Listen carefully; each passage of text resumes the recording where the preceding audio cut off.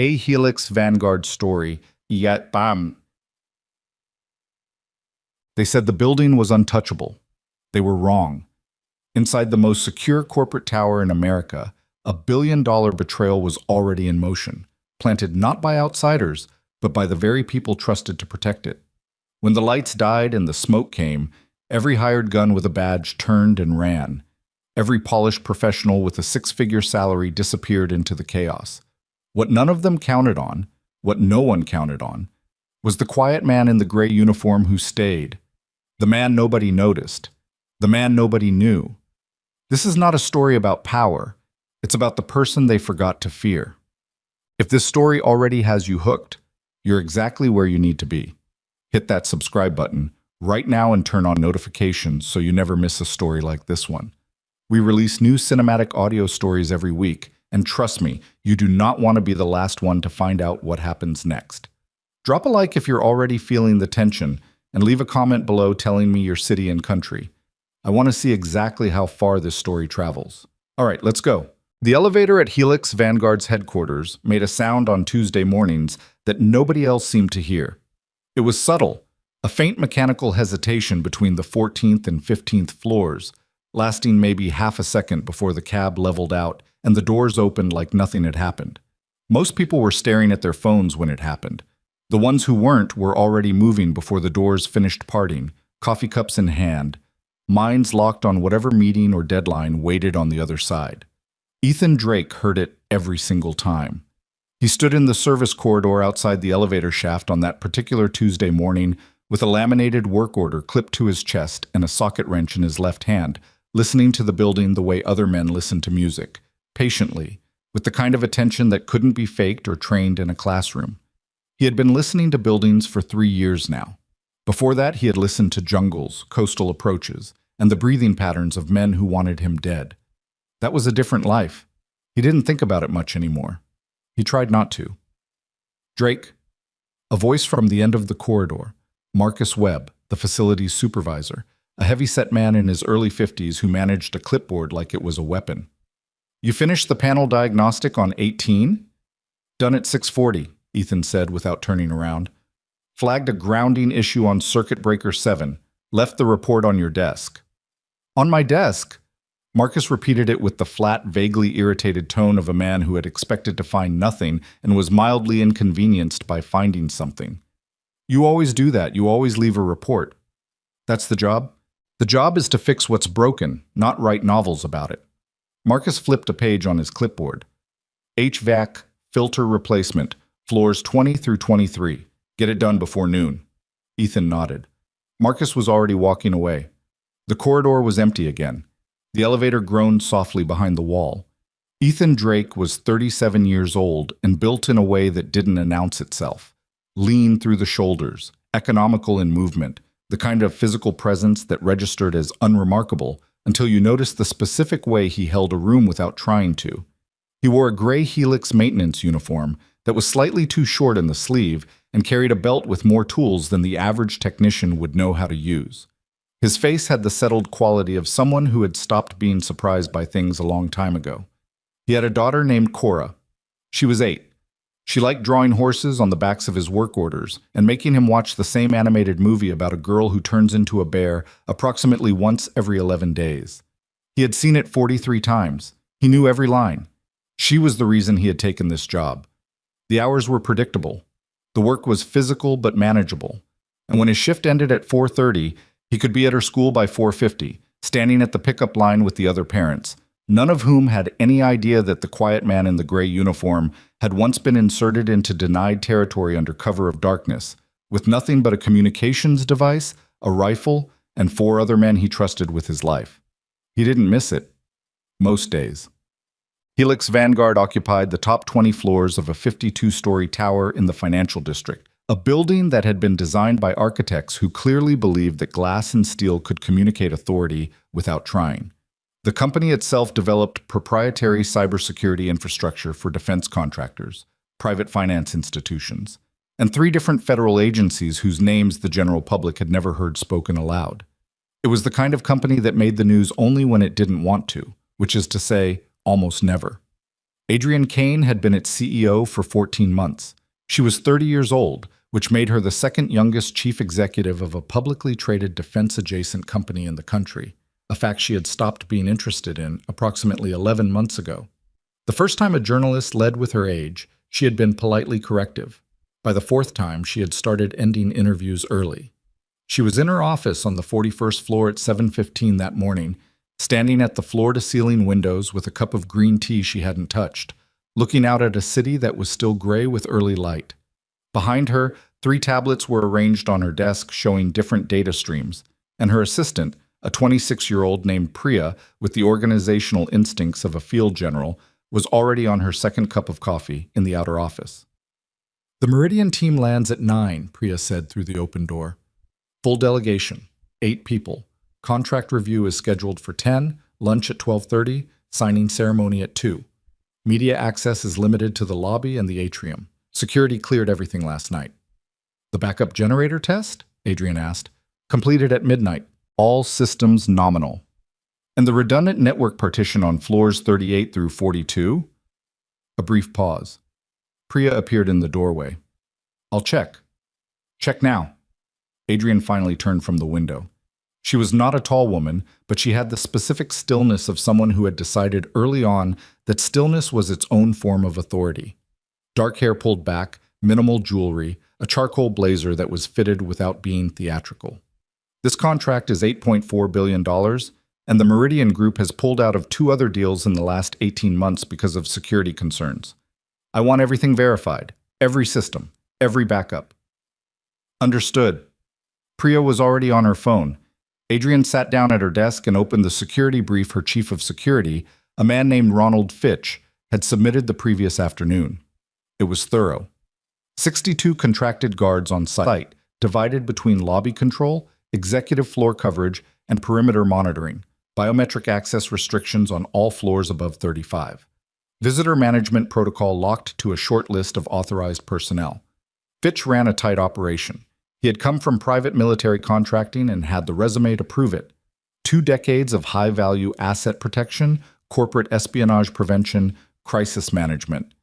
Adrienne had never entirely trusted him. She wasn't sure why. Maybe it was the way he smiled at the wrong moments in meetings. Maybe it was instinct. She had learned not to dismiss instinct. She read the brief anyway, because that was also part of the job. Ethan found the anomaly at 9:47 in the morning. He had been working through the HVAC filter replacement on floor 22 when he noticed the access panel to the building's secondary network junction was slightly ajar. Not broken, not forced, just not fully closed, the way it should have been. The magnetic latch disengaged as though someone had opened it carefully and then failed to push it all the way shut on the way out. He stood in the utility corridor for a moment looking at it. He opened it the rest of the way. The secondary junction routed backup data signals to the building's core security system, the cameras, the badge readers, the emergency lockdown protocols. What he was looking at was not supposed to be accessible from this corridor at all. The routing panel should have been sealed behind a secondary latch controlled by a keycard that only the head of facilities and the security director carried. Except it wasn't sealed, and someone had been in here. He crouched down with a small flashlight and looked at the connection points. Everything appeared normal from a distance. He moved the flashlight closer. There, running alongside the standard cabling thin as a strand of optical fiber, practically invisible against the gray housing, was a secondary tap, a physical intercept device, not the kind of thing you bought off a shelf, the kind of thing that was built by someone who knew exactly how this system worked. Ethan sat back on his heels. He thought about that for a while. Then he took out his phone and photographed everything. The panel, the device, the connection points, the surrounding cable arrangement.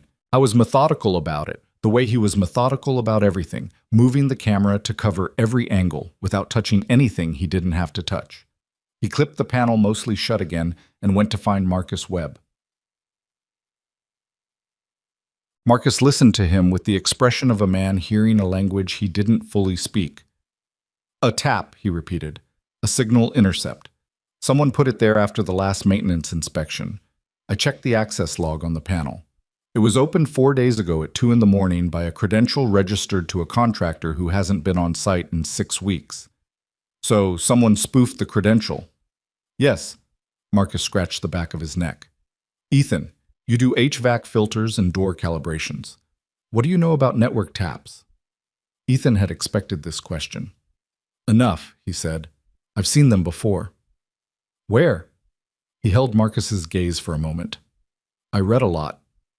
Marcus made a sound that wasn't quite a laugh and wasn't quite dismissal, but lived somewhere in between. Look, I'll put it in the incident log and flag it for the IT security team. The contract signing is today, Ethan said, at 2 o'clock. I know when it is. Everyone in the building knows when it is. The tap is on the secondary network junction that feeds the security system. If someone wanted to compromise the building's internal monitoring during a specific window of time, during something like a contract signing with limited outside access protocols. Ethan, Marcus held up a hand. You're a good technician, a really good one, but you're not a security analyst, and this isn't your call to make. I'll flag it. They'll look at it, okay? Ethan looked at him for a moment. Then he nodded once. Okay, he said. He walked back to the service elevator and stood in it alone on the ride up to 23, watching the floor numbers change. The elevator made its half-second hesitation between 14 and 15. He barely noticed. By 11 o'clock, he had sent the photographs to 3 people.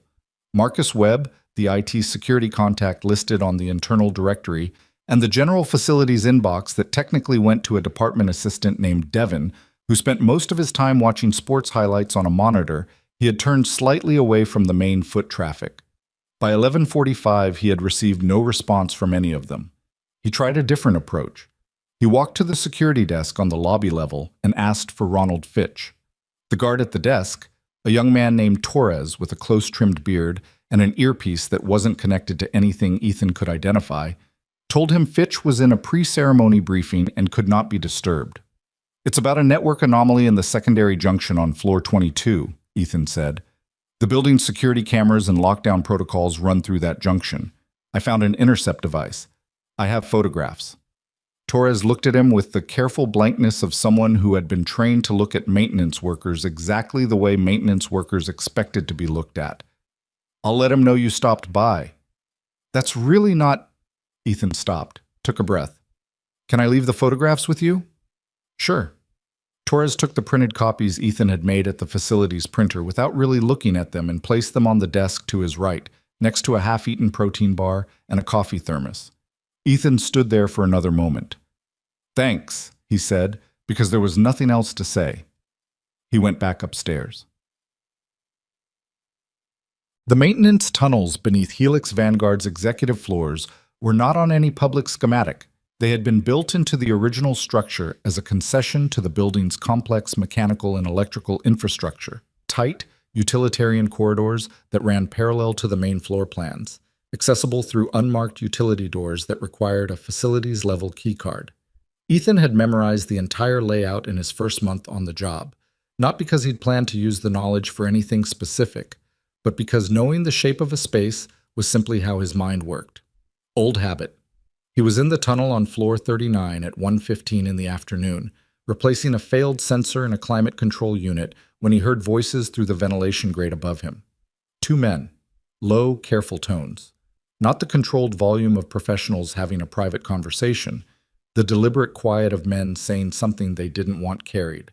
He stopped moving, set down his wrench without a sound. Confirmation window is 90 seconds from the initial blackout. Any longer, and the federal relay picks up the signal loss. Cole's people know the window. A different voice. Older. More measured. The voice of a man accustomed to having decisions accepted rather than questioned. The detonators are already in place. Everything happens in sequence, or nothing happens at all. And the girl? The first voice asked. Girl. Not woman. Girl, as though the subject of the word hadn't earned a different designation. Adrienne Kane is not a problem. She'll be contained in the chaos like everyone else. A long pause. You're sure Fitch's people are holding their positions? Fitch's people are holding exactly the positions I told them to hold. That's what happens when you pay someone enough to forget they ever had a conscience. Ethan was already processing grid layout of the current floor, position of the service tunnel exits, distance to the nearest communication terminal that wasn't routed through the building's primary network junction. His hands were perfectly still. His breathing was slow and even. He knew that second voice. He had heard it in 3 board meetings he'd serviced the AV setup for in the last 6 months. A man named Vincent Hale, who sat on Helix Vanguard's board of directors and had the particular social ease of someone who had spent his entire adult life never being told no. The voices moved away from the grate.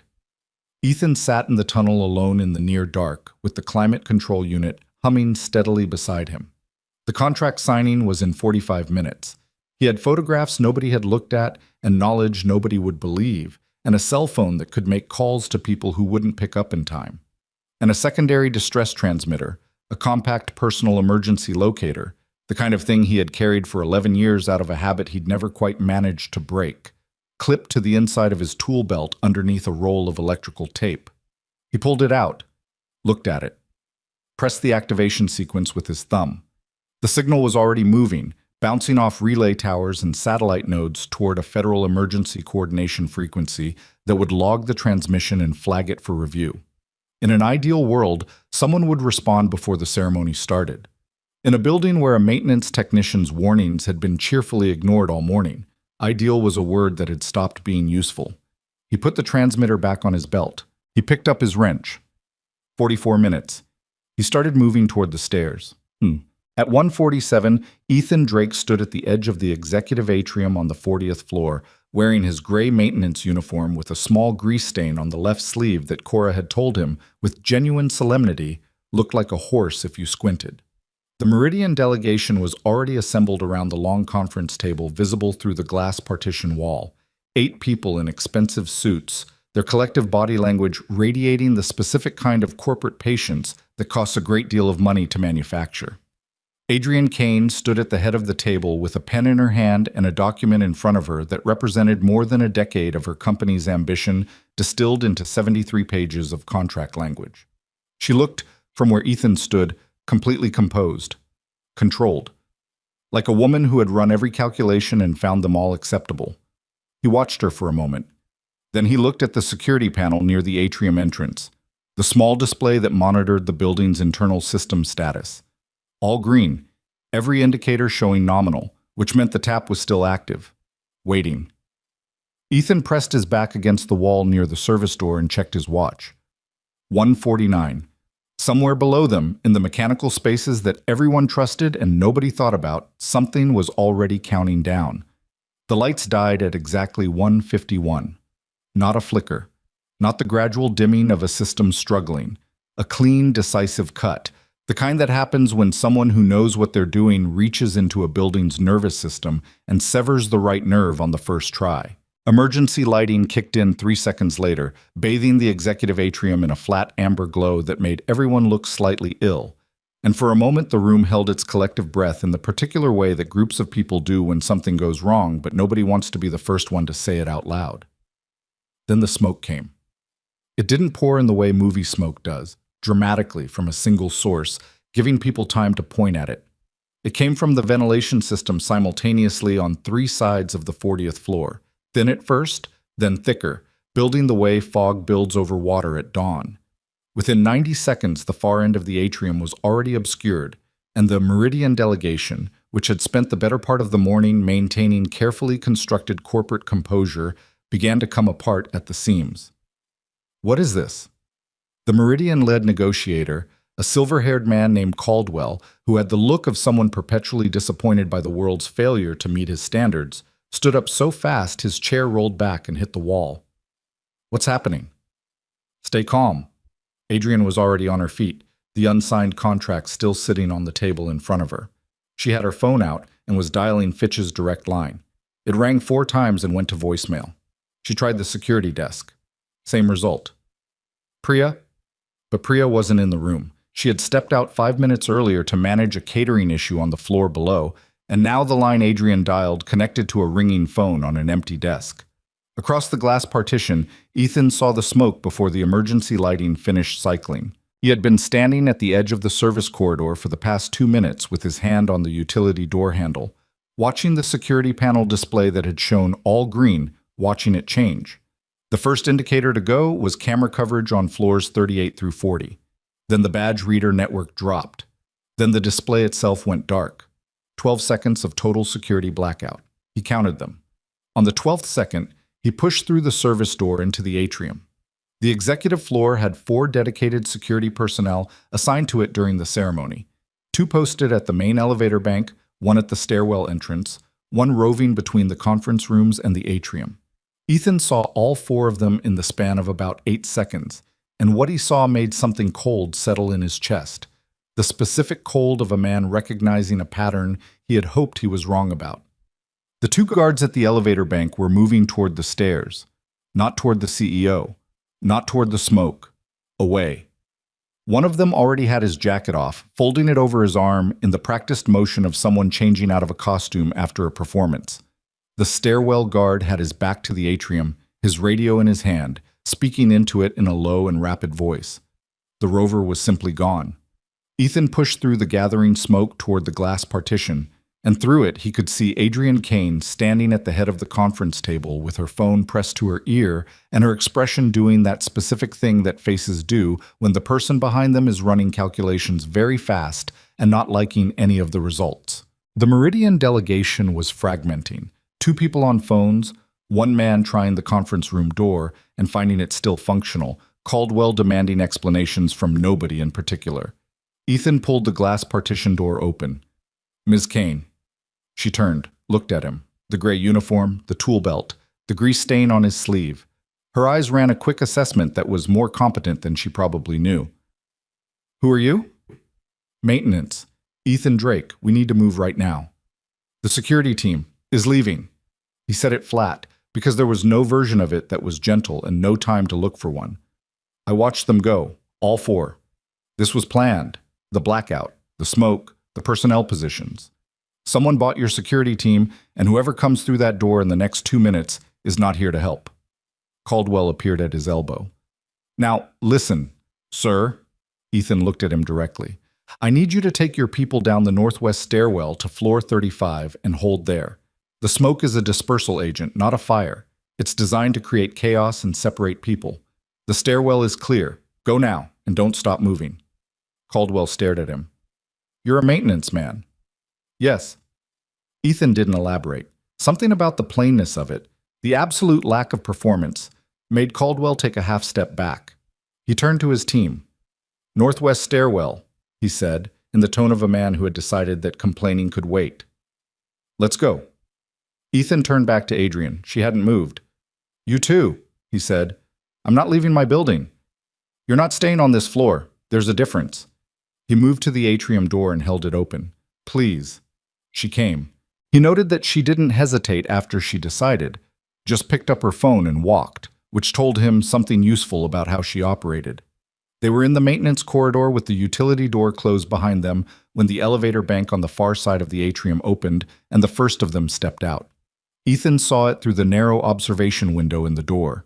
A man in a Helix security uniform who moved wrong, not the loose territorial movement of a guard running toward an emergency. The tight, economical movement of someone trained for entry. He had a compact tactical radio in one hand and he wasn't using it to call for help. He was listening. There were 3 more behind him. "Sub-level maintenance," Ethan said quietly, already moving. "Stay close and don't talk." Adrienne followed him into the corridor without a word.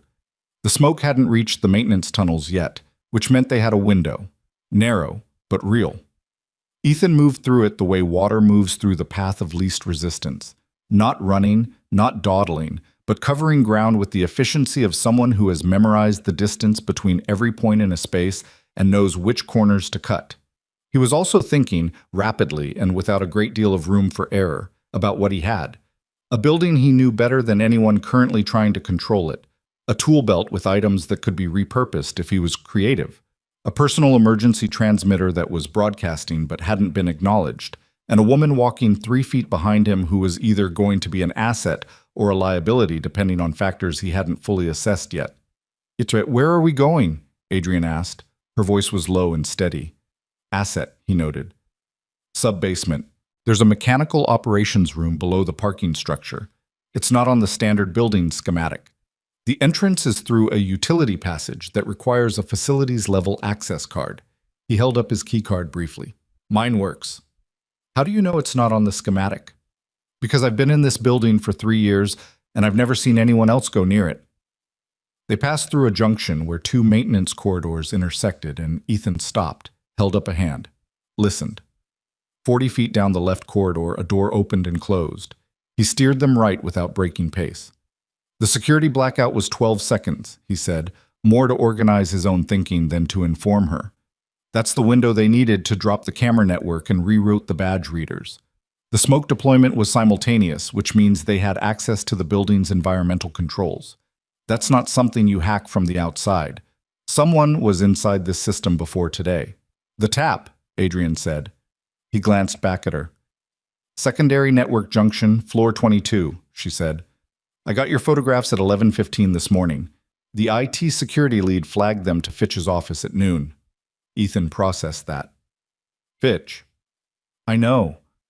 Her voice had a particular quality, not bitterness exactly, the specific exhaustion of someone who suspected something and was now watching it confirmed. I didn't put it together until about 30 seconds ago. Did you tell anyone else about the photographs? No. Priya saw the forwarded message, but not the contents. Then whoever Fitch reported to knows I found the tap, which means they know someone in the building was paying attention.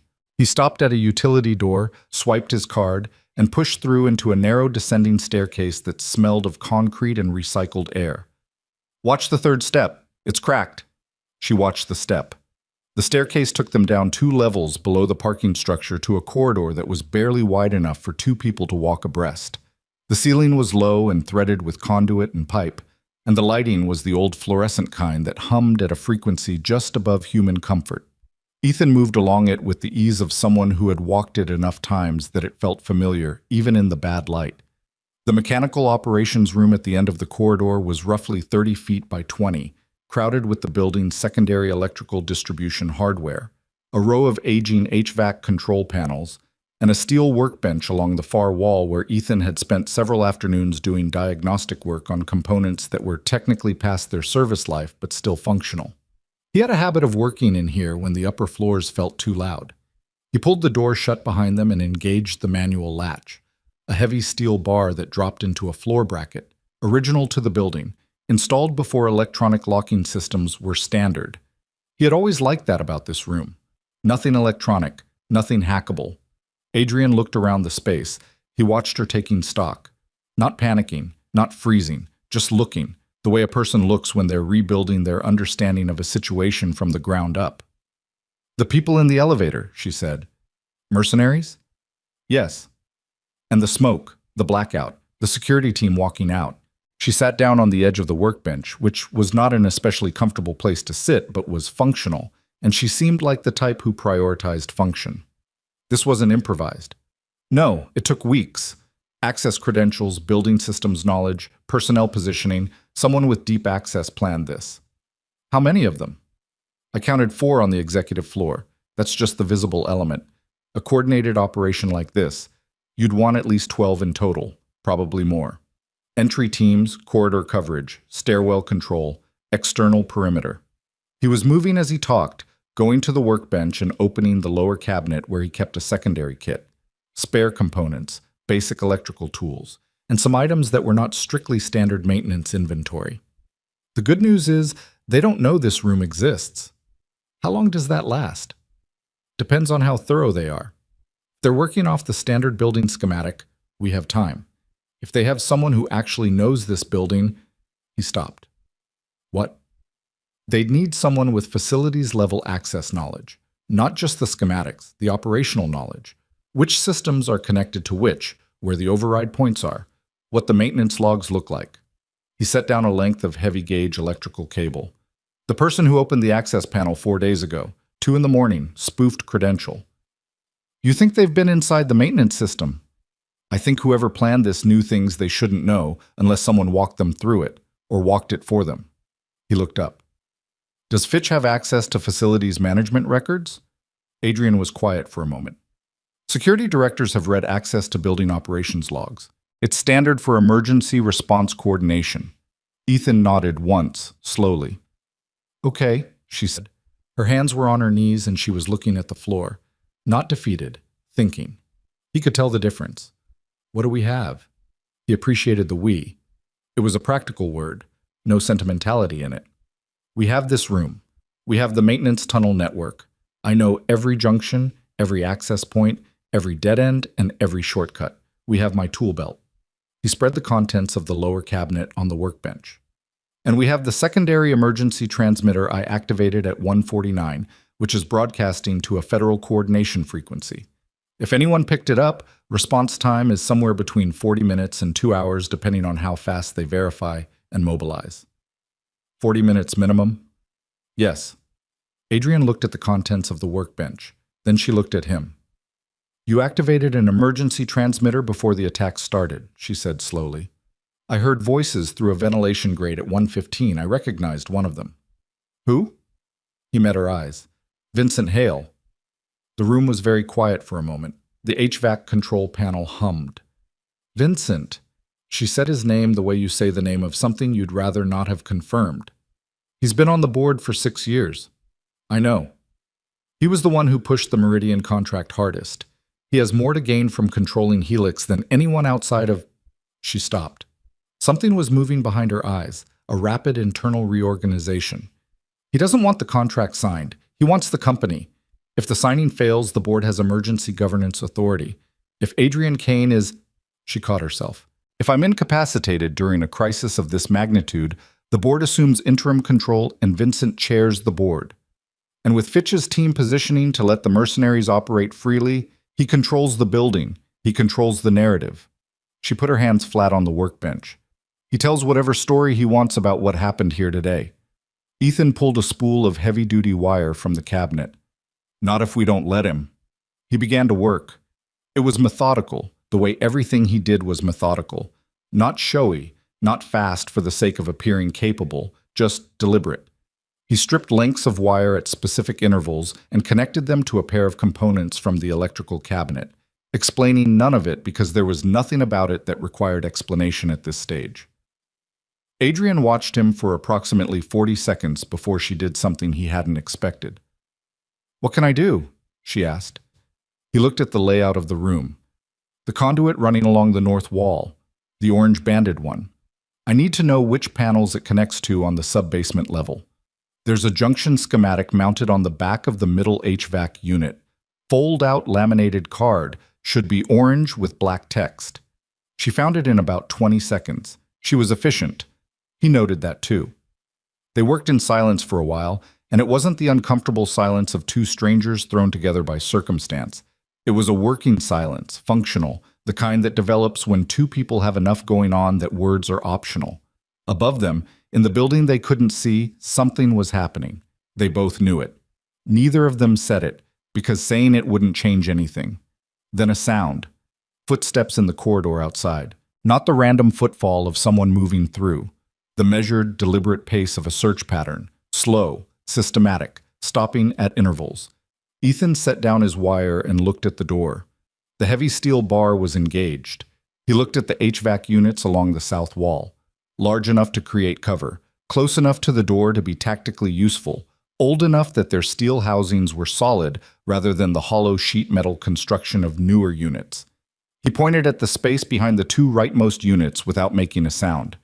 Adrian moved there without being asked twice. The footsteps stopped outside the door. A pause. Ethan counted the seconds in his head. 1, 2, 3, 4. The handle moved, tested against the lock. A soft metallic sound as something was tried against the card reader, which was dead anyway. Another pause. Then a voice muffled through the steel door on a radio. Sub-basement clear, nothing in the mechanical corridor. The footsteps moved away. Adrian came out from behind the HVAC units. She looked at Ethan. He looked back at her. They're using the standard schematic, she said very quietly. Yes. She let out a breath through her nose that was not quite relief and not quite anything else. You said the tunnel network. You know every access point? Every one. Could you move through it without being detected? Could you get to the main security operations hub on floor 32? He thought about the route. The maintenance tunnel dropped to sub-level 2 behind the parking structure, ran east for about 80 feet, then accessed a vertical service chase that connected to the building's core at intervals on floors 12, 20, 28, and 34. From 34 to 32 was a single stairwell that accessed the operations hub through a mechanical room. The route avoided every main corridor, every elevator bank, every position a 12-man team would logically cover. Yes, he said. The operations hub has an independent hardline communications terminal that isn't routed through the main network junction. It runs on a separate fiber line that connects directly to the building's ISP relay. It was installed as a last resort communications backup, and only 3 people in the company know it exists. She paused. It would let us transmit directly, not a passive distress signal, an active voice transmission to the Federal Emergency Coordination Center. Ethan looked at her. You know about the hardline. I know about everything in this building, she said, and there was something in her voice that was neither arrogance nor defensiveness, just plain fact, the way a person who has spent 14 months learning every part of something states what they know. I had a reason to learn. He turned back to the workbench and began disconnecting the components he'd been assembling, reconfiguring them for a different purpose. We're not splitting up, he said. If I go to the operations hub, you come with me. I wasn't suggesting otherwise. And when we move through the tunnels, you do exactly what I do exactly when I do it. No discussion. She looked at him steadily. I already did that in the staircase. He almost said something, didn't. He finished the reconfiguration and clipped the assembled unit to his tool belt. It was ugly, stripped wire ends and electrical tape and a repurposed circuit relay, but it would function as a rudimentary motion alert at the door if they had to leave the room unattended. He ran a wire from it to a loose terminal on the HVAC panel and tested the connection once. Ready? He asked. Adrian straightened, pulled her jacket straight. An automatic gesture, habitual, the kind of thing a person does when they're reminding their body that their mind is still in charge. Yes, she said. Ethan lifted the steel bar from the floor bracket, opened the door, and checked both ends of the corridor in a single practiced motion. Clear. He moved into the corridor and she was a half step behind him, and they went into the dark of the maintenance tunnels together. The CEO of a company under siege and the maintenance technician nobody had thought to listen to. And above them the building groaned softly with whatever was happening inside it, and neither of them slowed down. The vertical service chase was accessed through a panel at the east end of the sub-basement corridor, and Ethan had the panel open in under 4 seconds with a flathead screwdriver he'd been carrying on his belt since 7 that morning. The chase itself was narrow, designed for cable runs and pipe access, not human traffic, but navigable if you moved sideways in places and didn't mind the smell of machine oil and the faint hum of electrical current running through conduit an arm's length away. Adrian moved through it without complaint. She scraped her left arm on a pipe bracket and said nothing about it. He noted the scrape, visible through the tear in her jacket sleeve, and noted that she hadn't broken stride. At the access point connecting to floor 28, Ethan stopped and listened for 2 minutes before opening the panel. What he heard was nothing, and nothing was different from clear, but it was the only information available, so he used it. He eased the panel open and looked at a maintenance corridor that was dark except for emergency lighting and smelled of smoke that had filtered down from the floors above. He was about to move when he heard the radio traffic. Somewhere on the floor, close, 30 feet maybe, a voice on a tactical radio was relaying position reports. Ethan listened to the cadence of it. 3 units checking in, rotating intervals. The pattern of a coverage team that knew what it was doing. He eased the panel shut and turned to Adrian in the narrow space of the chase and held up 3 fingers. She nodded. They waited. 6 minutes. Then 8. The radio traffic shifted, voices moving, positions changing, the natural movement of a search pattern progressing to the next sector. Ethan opened the panel again. The corridor was clear. They moved. By the time they reached the floor 28 junction and began the ascent toward 34, Ethan's mind had settled into the particular operational clarity that he recognized and distrusted in equal measure. Recognized because it was real, the actual heightened functioning of a brain trained for exactly this kind of environment, and distrusted because of what it said about the part of him that had never fully stood down. The part that was still, even after 3 years of HVAC filters and door calibrations, exactly what it had been trained to be. He thought briefly about Cora, about the horse-shaped grease stain on his sleeve that she had identified with complete confidence, about the fact that school pickup was at 4:50 and it was currently, by his watch, 2:37 in the afternoon. He'd figure it out. He always did. The service chase narrowed near floor 30, and Ethan was navigating a section where a cable bundle had been improperly routed and took up significant space when Adrian spoke for the first time since the sub-basement. "The man whose voice you recognized," she said. "On the ventilation. You said hail." "Yes." "He was talking to someone else." "Yes." "Do you know who?" Ethan moved past the cable bundle and kept climbing. He mentioned a name, Cole. He paused. "The man coordinating the mercenary team. He said Cole's people know the window." He heard Adrian process that behind him. "And the detonators," he added, because she needed to know. He mentioned detonators already in place. A beat of silence in the narrow dark. "Where?" she asked. He didn't say. But in a building like this, if you want structural impact, the kind that creates a narrative for whatever comes after, you target the reinforced core, the load-bearing junction between the building's mechanical basement and the foundation structure, which is directly below where we are right now, she said. "Yes." Another beat. "Okay," Adrian said. "Just that." "Okay." They kept climbing. At floor 34, Ethan opened the chase panel into a mechanical room that served the building's central air handling units. A large, loud, relatively accessible space where the noise of the machinery provided cover that he was grateful for. He checked the mechanical room thoroughly before helping Adrian out of the chase, and then they crossed to the far door in the stairwell that connected downward to 32. The operations hub door was steel, reinforced, with a biometric reader that required executive-level authorization. Adrian pressed her thumb to the reader. The system was on backup power, slower, but functional. It beeped once and the lock disengaged. They were inside. The hub was a compact room, 8 monitors, a central console, and in the far left corner, set into the wall like an afterthought, a simple black handset mounted on a panel with a single LED indicator that glowed steady green, the hard line. Adrian crossed the room and picked up the handset. It connected on the second ring. "Federal Emergency Coordination, Line 7, a voice said, flat, professional, the voice of someone whose job was to receive bad news calmly. Adrian looked at Ethan once. He nodded. "This is Adrian Kane," she said, and her voice was steady. "CEO of Helix Vanguard, 41st floor, tower address on file with your coordination center. We have an active hostile incursion in progress, mercenary force of at least 12 personnel, security staff complicit, and a board member named Vincent Hale who orchestrated the operation." A breath. "I also need you to flag a secondary emergency transmitter that was activated at 1:49 this afternoon and is broadcasting on your coordination frequency. Technician Ethan Drake. He called this 47 minutes ago and nobody answered." There was a pause on the line. "Ms. Kane," the voice said carefully, "can you confirm your location and building access status?"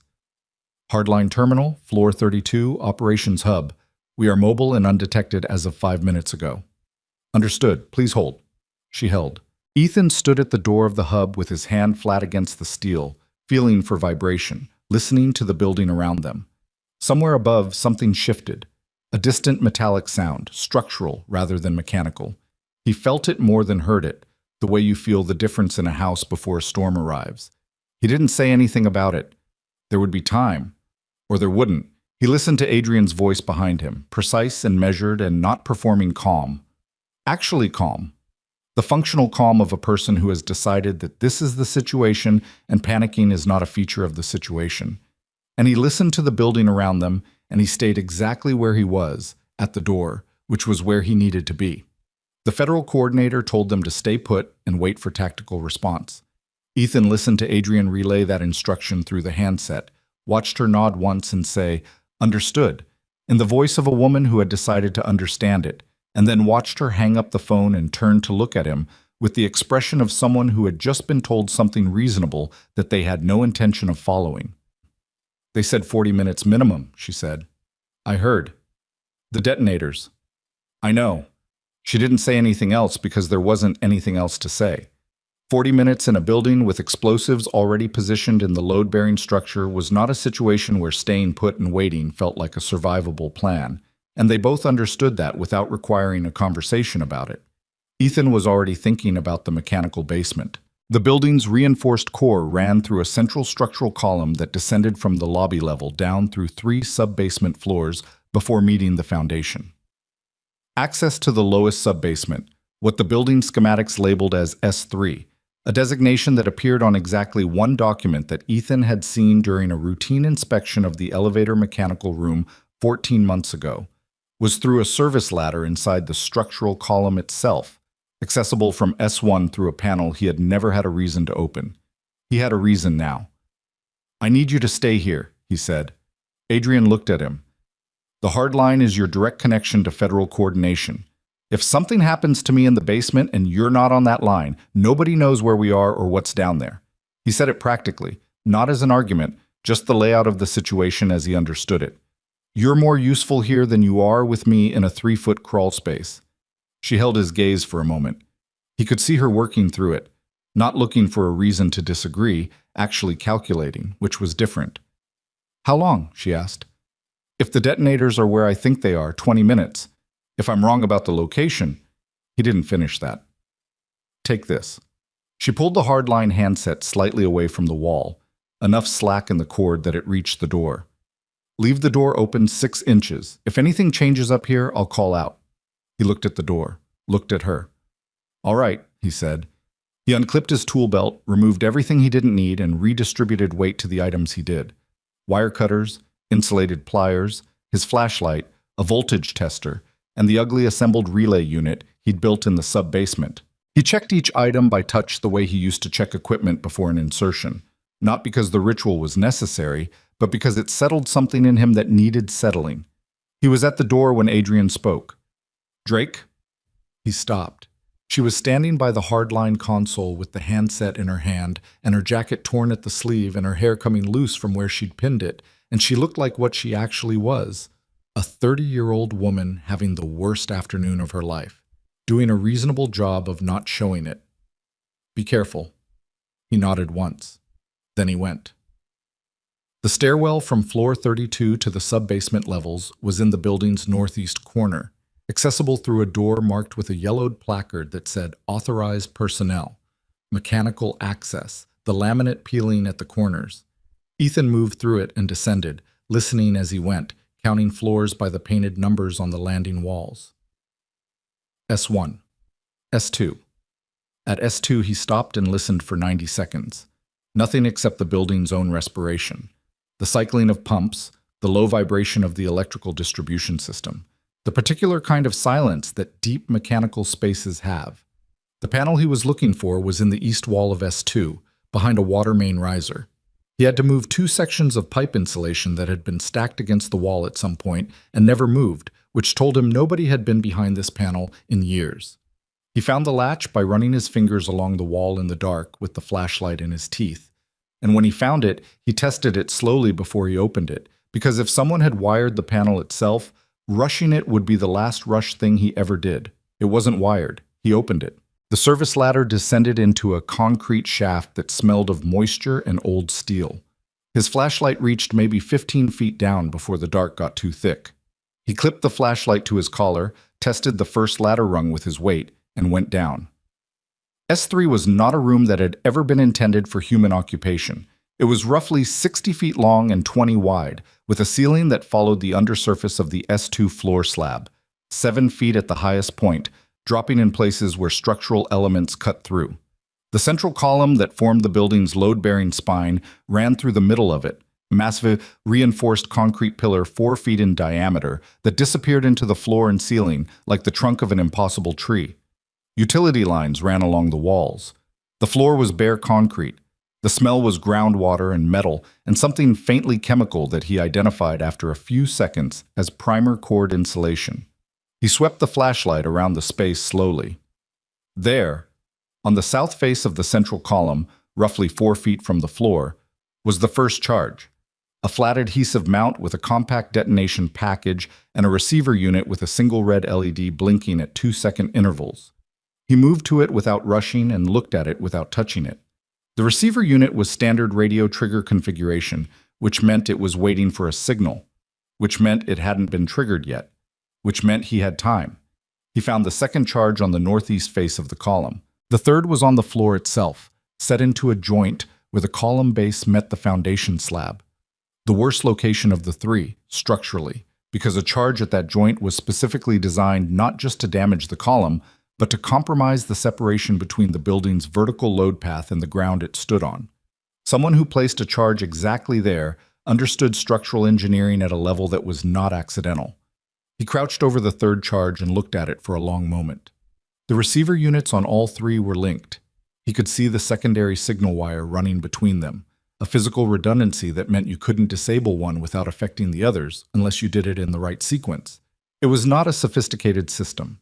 It was a careful one. There was a difference. He set his tools out on the floor beside him in order of likely use and got to work. The first receiver came apart cleanly. The antenna lead separated from the trigger circuit with a half turn on a connector that was standard to about 40 different commercial detonation systems. And once the antenna lead was out, the charge was inert, still attached to the column, still capable of being triggered manually, but no longer responsive to the radio signal that was, presumably, sitting in a control unit somewhere in the building waiting to be activated. The second went the same way. The third was different. He had the antenna lead half-turned when he felt the resistance, not mechanical resistance, the resistance of a second connector wired in parallel with the first, a backup trigger. If he disconnected the primary antenna lead without first isolating the secondary circuit, the act of disconnecting would itself complete a circuit that would send current directly to the detonator. He stopped moving, held absolutely still. In the silence of the sub-basement, with his hands on a device that was considerably less forgiving than anything he had dealt with in 3 years of maintenance work, he breathed slowly and thought about the secondary circuit and where it would route. It would route through the signal wire connecting the three charges, which he had been planning to use as his guide to the sequence. If the signal wire was live, if it was carrying current from the backup trigger, then the work he had already done on charges 1 and 2 had not disabled them. It had potentially armed a secondary pathway.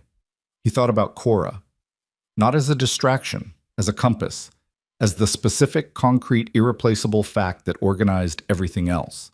He removed his hands from the device and looked at the secondary circuit with the flashlight for 2 full minutes, tracing the wire path by eye, mapping it against what he knew about parallel trigger systems from a lifetime ago, in a context he had put away and never planned to open again. The secondary circuit ran not through the signal wire to the other charges. He had misread the routing in the initial sweep. It ran upward, along the south wall, disappearing into a conduit that entered the ceiling. Separate trigger, separate location. The secondary detonator was not down here. He disconnected the primary antenna lead on charge 3 with a clean half-turn and heard nothing except the distant sound of his own pulse. He sat back on the floor of S3 and looked at the 3 inert charges still attached to the column and the foundation joint and felt something that was not quite relief. Relief was for afterward. Relief was a luxury, but was adjacent to it. Functional. Like a calculation resolving to a number that wasn't 0. He had the secondary detonator to find.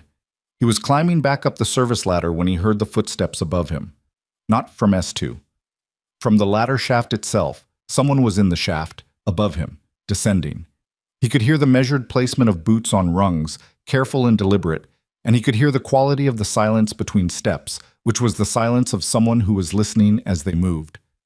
Ethan stopped on the ladder, calculated the distance. The person above him was approximately 12 feet up, moving slowly. If he went back down, S3 was a box with one exit.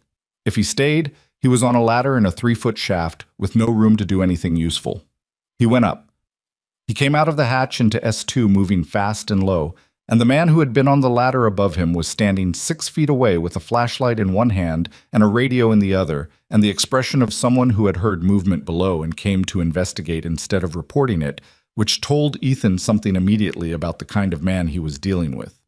The man was big, 6'2", maybe 220 pounds, with a build that was maintained rather than natural, the kind of body that reflects sustained effort rather than genetics. He had close-cut gray at his temples and a scar that ran from the corner of his left eye to his jaw along a path that Ethan recognized as the result of a very specific kind of impact at a very specific angle, the kind of impact that happened in certain environments. He was wearing a Helix security uniform that fit him the way security uniforms never fit the people who actually belong in them. He was looking at Ethan with an expression that was not surprise. It was recognition. "Ethan Drake," the man said.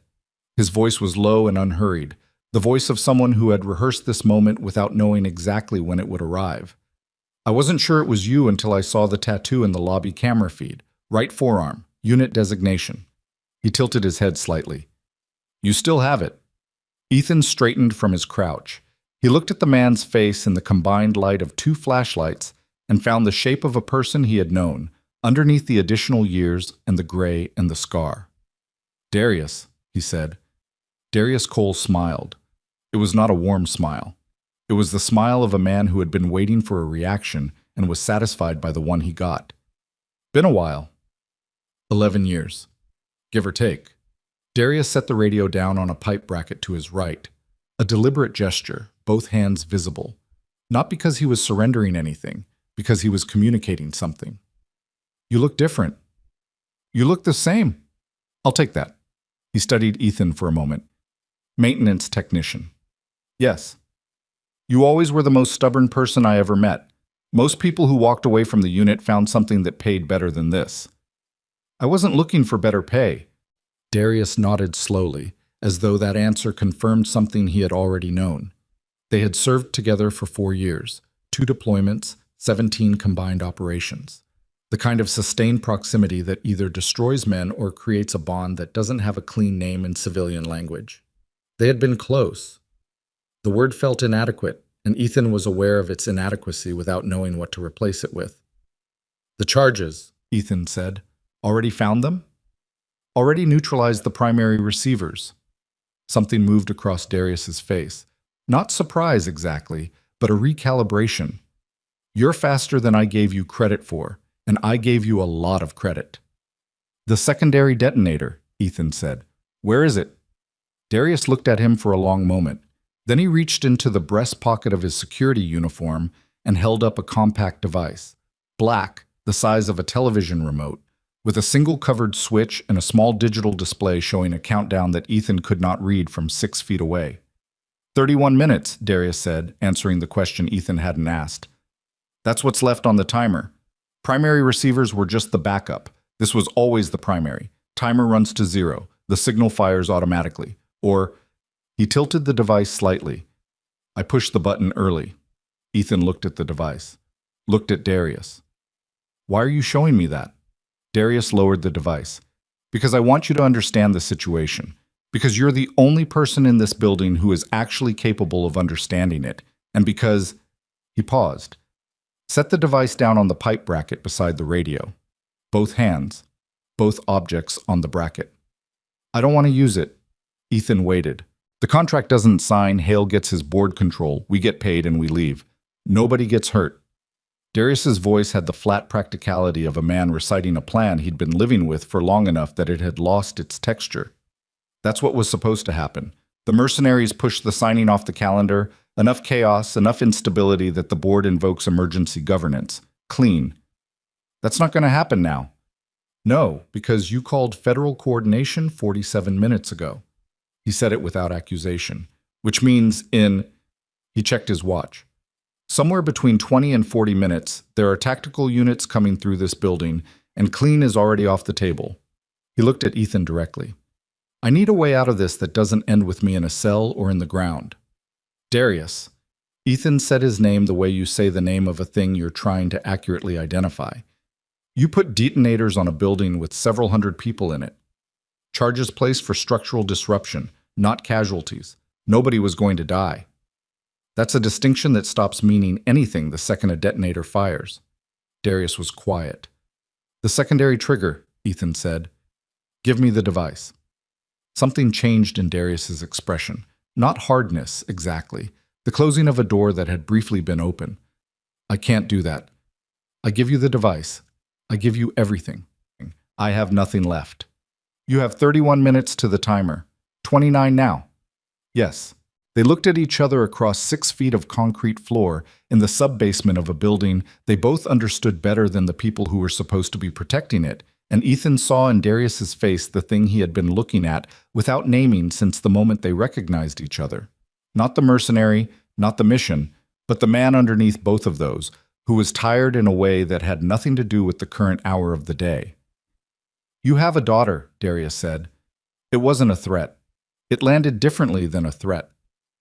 Yes. How old? 8. Darius nodded. His jaw shifted slightly.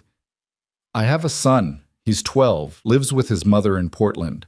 I haven't seen him in 14 months because the last job I took kept me out of the country for most of a year.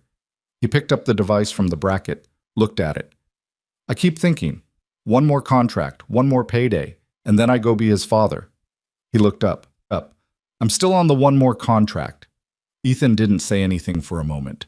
He thought about the thing Darius had just described, the logic of one more, the postponed return, and recognized it with the specific recognition of someone who had come close to the same logic before choosing differently, before choosing Cora over the version of himself that was still useful in dark sub-basements. The way out, Ethan said, is not this. It never was. I know that. Give me the device. And then what? I sit here and wait for, and then nothing. Ethan cut across him, not loudly. Give me the device, and then we go upstairs, and you tell Federal Coordination exactly what Hale told you, and exactly what he paid you, and exactly who else is involved. You cooperate completely. He met Darius's eyes. I can't promise you anything about what happens after that. I don't have anything to promise with. But the timer runs to 0, and this building comes down, and there's no version of that where you walk away. Darius stood very still. 27 minutes on the timer, give or take. The building above them was occupied by a mercenary team that Darius had brought in, a board member who had paid for the whole operation, a woman on a hardline phone on floor 32, and somewhere at the top of a service ladder, a Federal Coordination Center on hold. Darius held out the device. Ethan took it. For a moment there was nothing in the room but the sound of the building and two men who had once trusted each other with their lives, standing in a concrete basement with the distance of 11 years between them. And then Darius Cole sat down on the floor with his back against the water main riser and put his hands on his knees and said nothing at all. Ethan looked at the device. The display read 2643, counting down. He pulled off the back panel with his thumbnail. Standard construction, the rear plate was designed for battery access, and found the circuit board behind it. The timer relay was identifiable by its position and the type of capacitor flanking it. He didn't have the right tool for a clean disable, so he used what he had. The insulated pliers from his belt, applied to the relay contact with enough lateral pressure to shift it off the circuit pad without completing the backup trigger. The display stopped at 2631. He set the device on the floor. Darius was watching him. Knew you could do it. It's not a complicated device. I didn't mean the device. Ethan picked up his tools and clipped them back to his belt. He looked at Darius on the floor. Then you walk? I can walk. Then get up. Darius got up. He was slower than he used to be. There was something in the way he moved his left knee that suggested an injury that hadn't healed right, the kind of compensation that becomes invisible through repetition, but shows itself when you're sitting on a concrete floor and have to stand up without warning. Ethan noticed it and said nothing about it. They went up the service ladder single file, Ethan first. At S2, Ethan stopped and turned around. The rest of your team, what are their standing orders if they can't reach you? Darius emerged from the hatch behind him. Hold positions until contact. If contact drops for more than 15 minutes, abort and extract. Ethan checked his watch. How long since you last checked in? Darius checked his own watch. Something crossed his face. 11 minutes. Then we have 4 minutes before they start extracting. They'll go for the parking structure exits, which is where Federal Tactical will come in. Ethan looked at the stairwell door. If your people run into a Federal entry team coming through the parking level, it gets complicated, Darius said. His voice had the flat acknowledgement of a man who understood exactly how complicated it got. I need to reach them. Your radio. Darius went back to the bracket and picked up the radio he'd set down. He keyed it twice, a specific pattern, not a standard double click. A brief static response came back. Stand down, Darius said into the radio. All units, stand down. Secure your weapons and hold position. Do not engage any incoming personnel. Acknowledge. A pause. Then, one by one, brief acknowledgements came through. 4, 5, 6 voices, terse and professional. The last one was a longer pause before a voice said, acknowledged, standing down, and then nothing. Darius lowered the radio. Ethan was already at the stairwell door. Let's go. They went up through the building, the maintenance technician and the mercenary, which was not a sentence that had any clean category to fit into, and neither of them tried to put it into one. They went up past S1, past the parking structure level, past the lobby-adjacent mechanical rooms, and at floor 8, Ethan pushed through a utility door into a corridor where the smoke from the upper floors had thinned to a haze, and the emergency lighting was working and the sound of the building had changed. Less active, less the tension of a space occupied by people doing things, and more the tension of a space waiting. On the radio clipped to Darius's belt, a new voice appeared. Crisp, authoritative, the specific diction of federal tactical operations.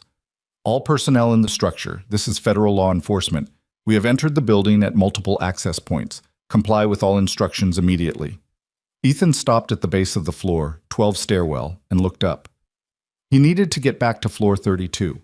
He needed to get back to Adrian.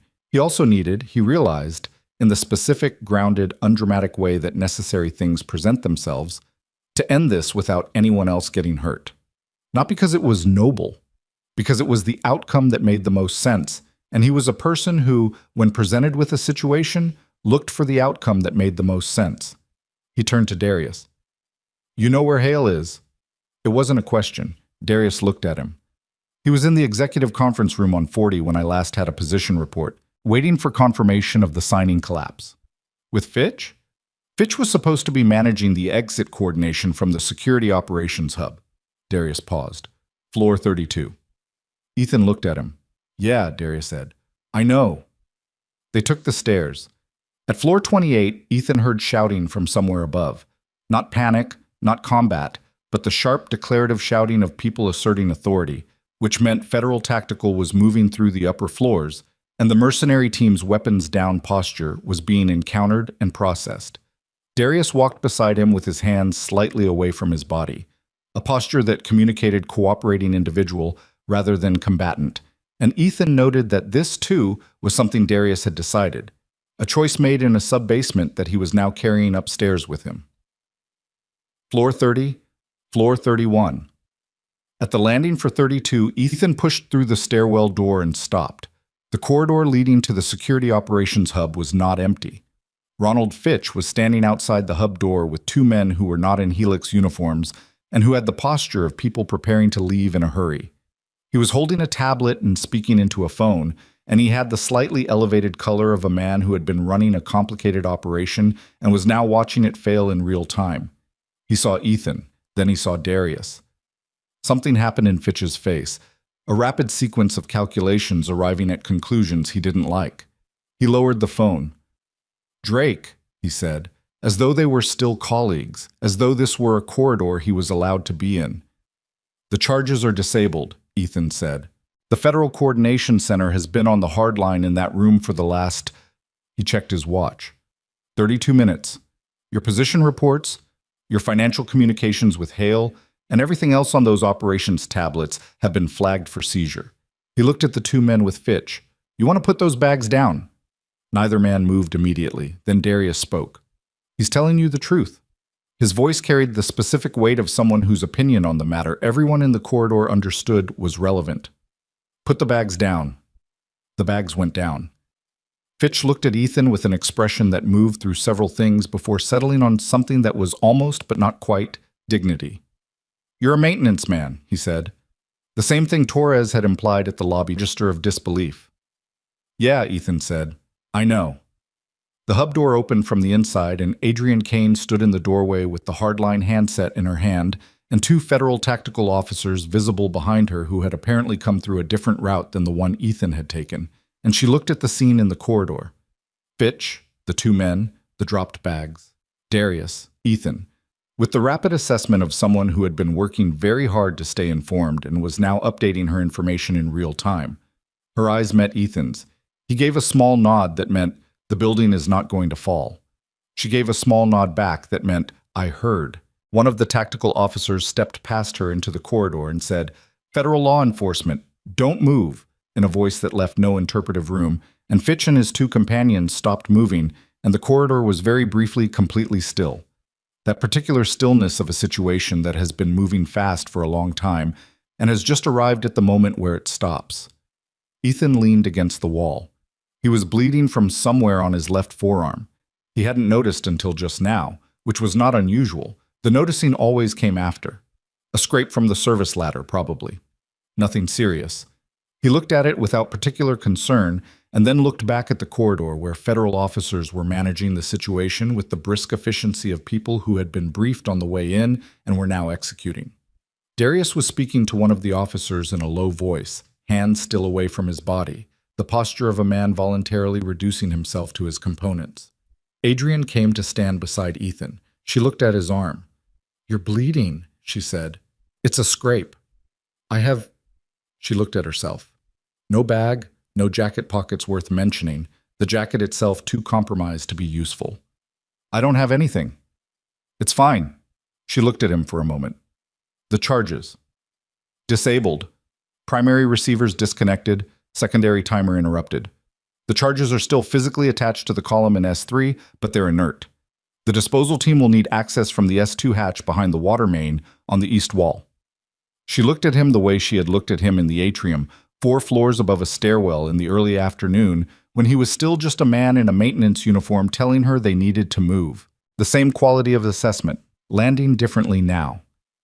"That man," she said. She meant Darius, who was across the corridor with his back to them. "He was with your team?" "A long time ago." She didn't push on it.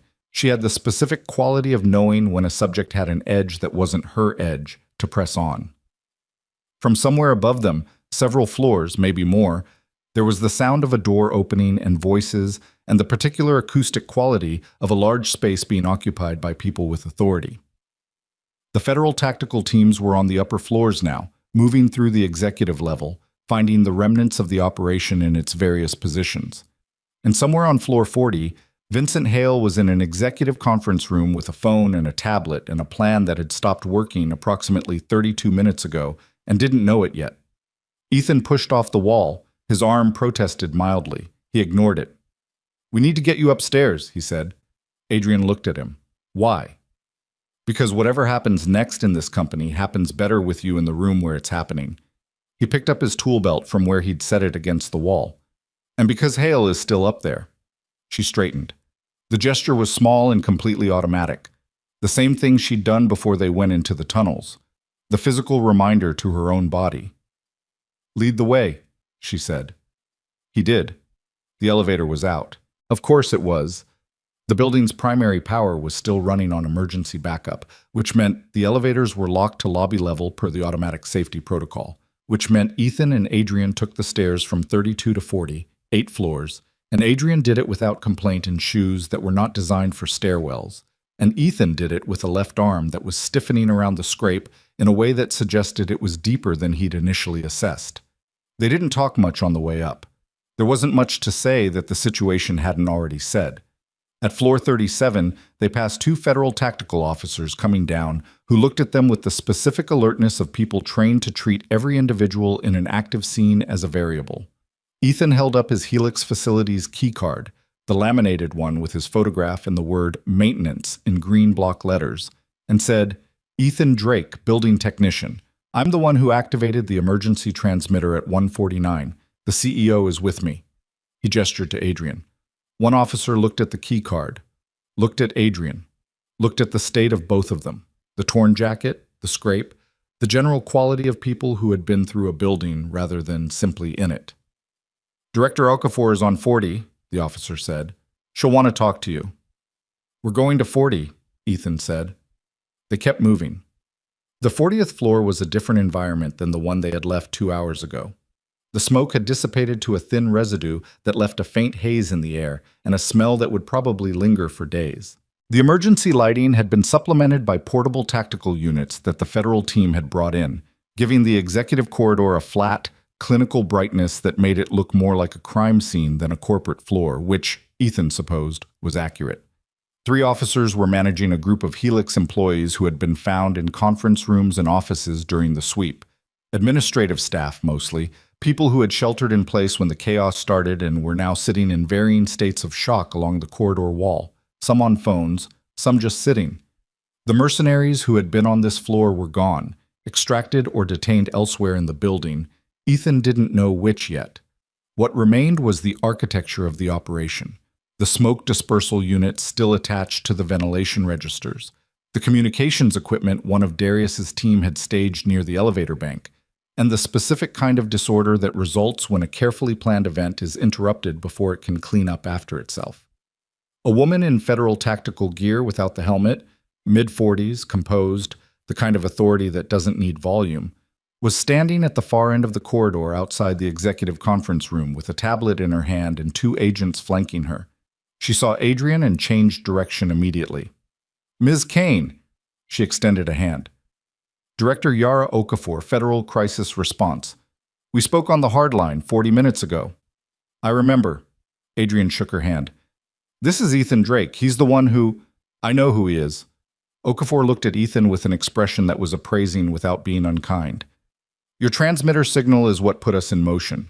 The photographs you sent to your facility's inbox were forwarded to our field office by the IT security contact at 12:07. We were already staging when the hardline call came in." She paused. "Mr. Drake, the preliminary count from the sub-basement indicates 3 disabled charges on the central structural column and 1 interrupted secondary detonation device. Is that a complete accounting?" "To my knowledge, yes. I swept the perimeter of S3 before I found the charges on the column. The floor joints along the east wall should be physically inspected by a structural engineer before anyone occupies the basement levels, but I didn't find any additional devices." Okafor made a note. "The charges are being assessed by disposal specialists now." She looked at Adrian. "Vincent Hale is in the executive conference room. He's been there since we arrived on this floor. He hasn't been detained yet. We were waiting for you." Adrian held Okafor's gaze for a moment. Something passed across her face that wasn't quite satisfaction and wasn't quite grief. The expression of someone arriving at the end of a conclusion they had been forming for a long time without enough evidence to act on it.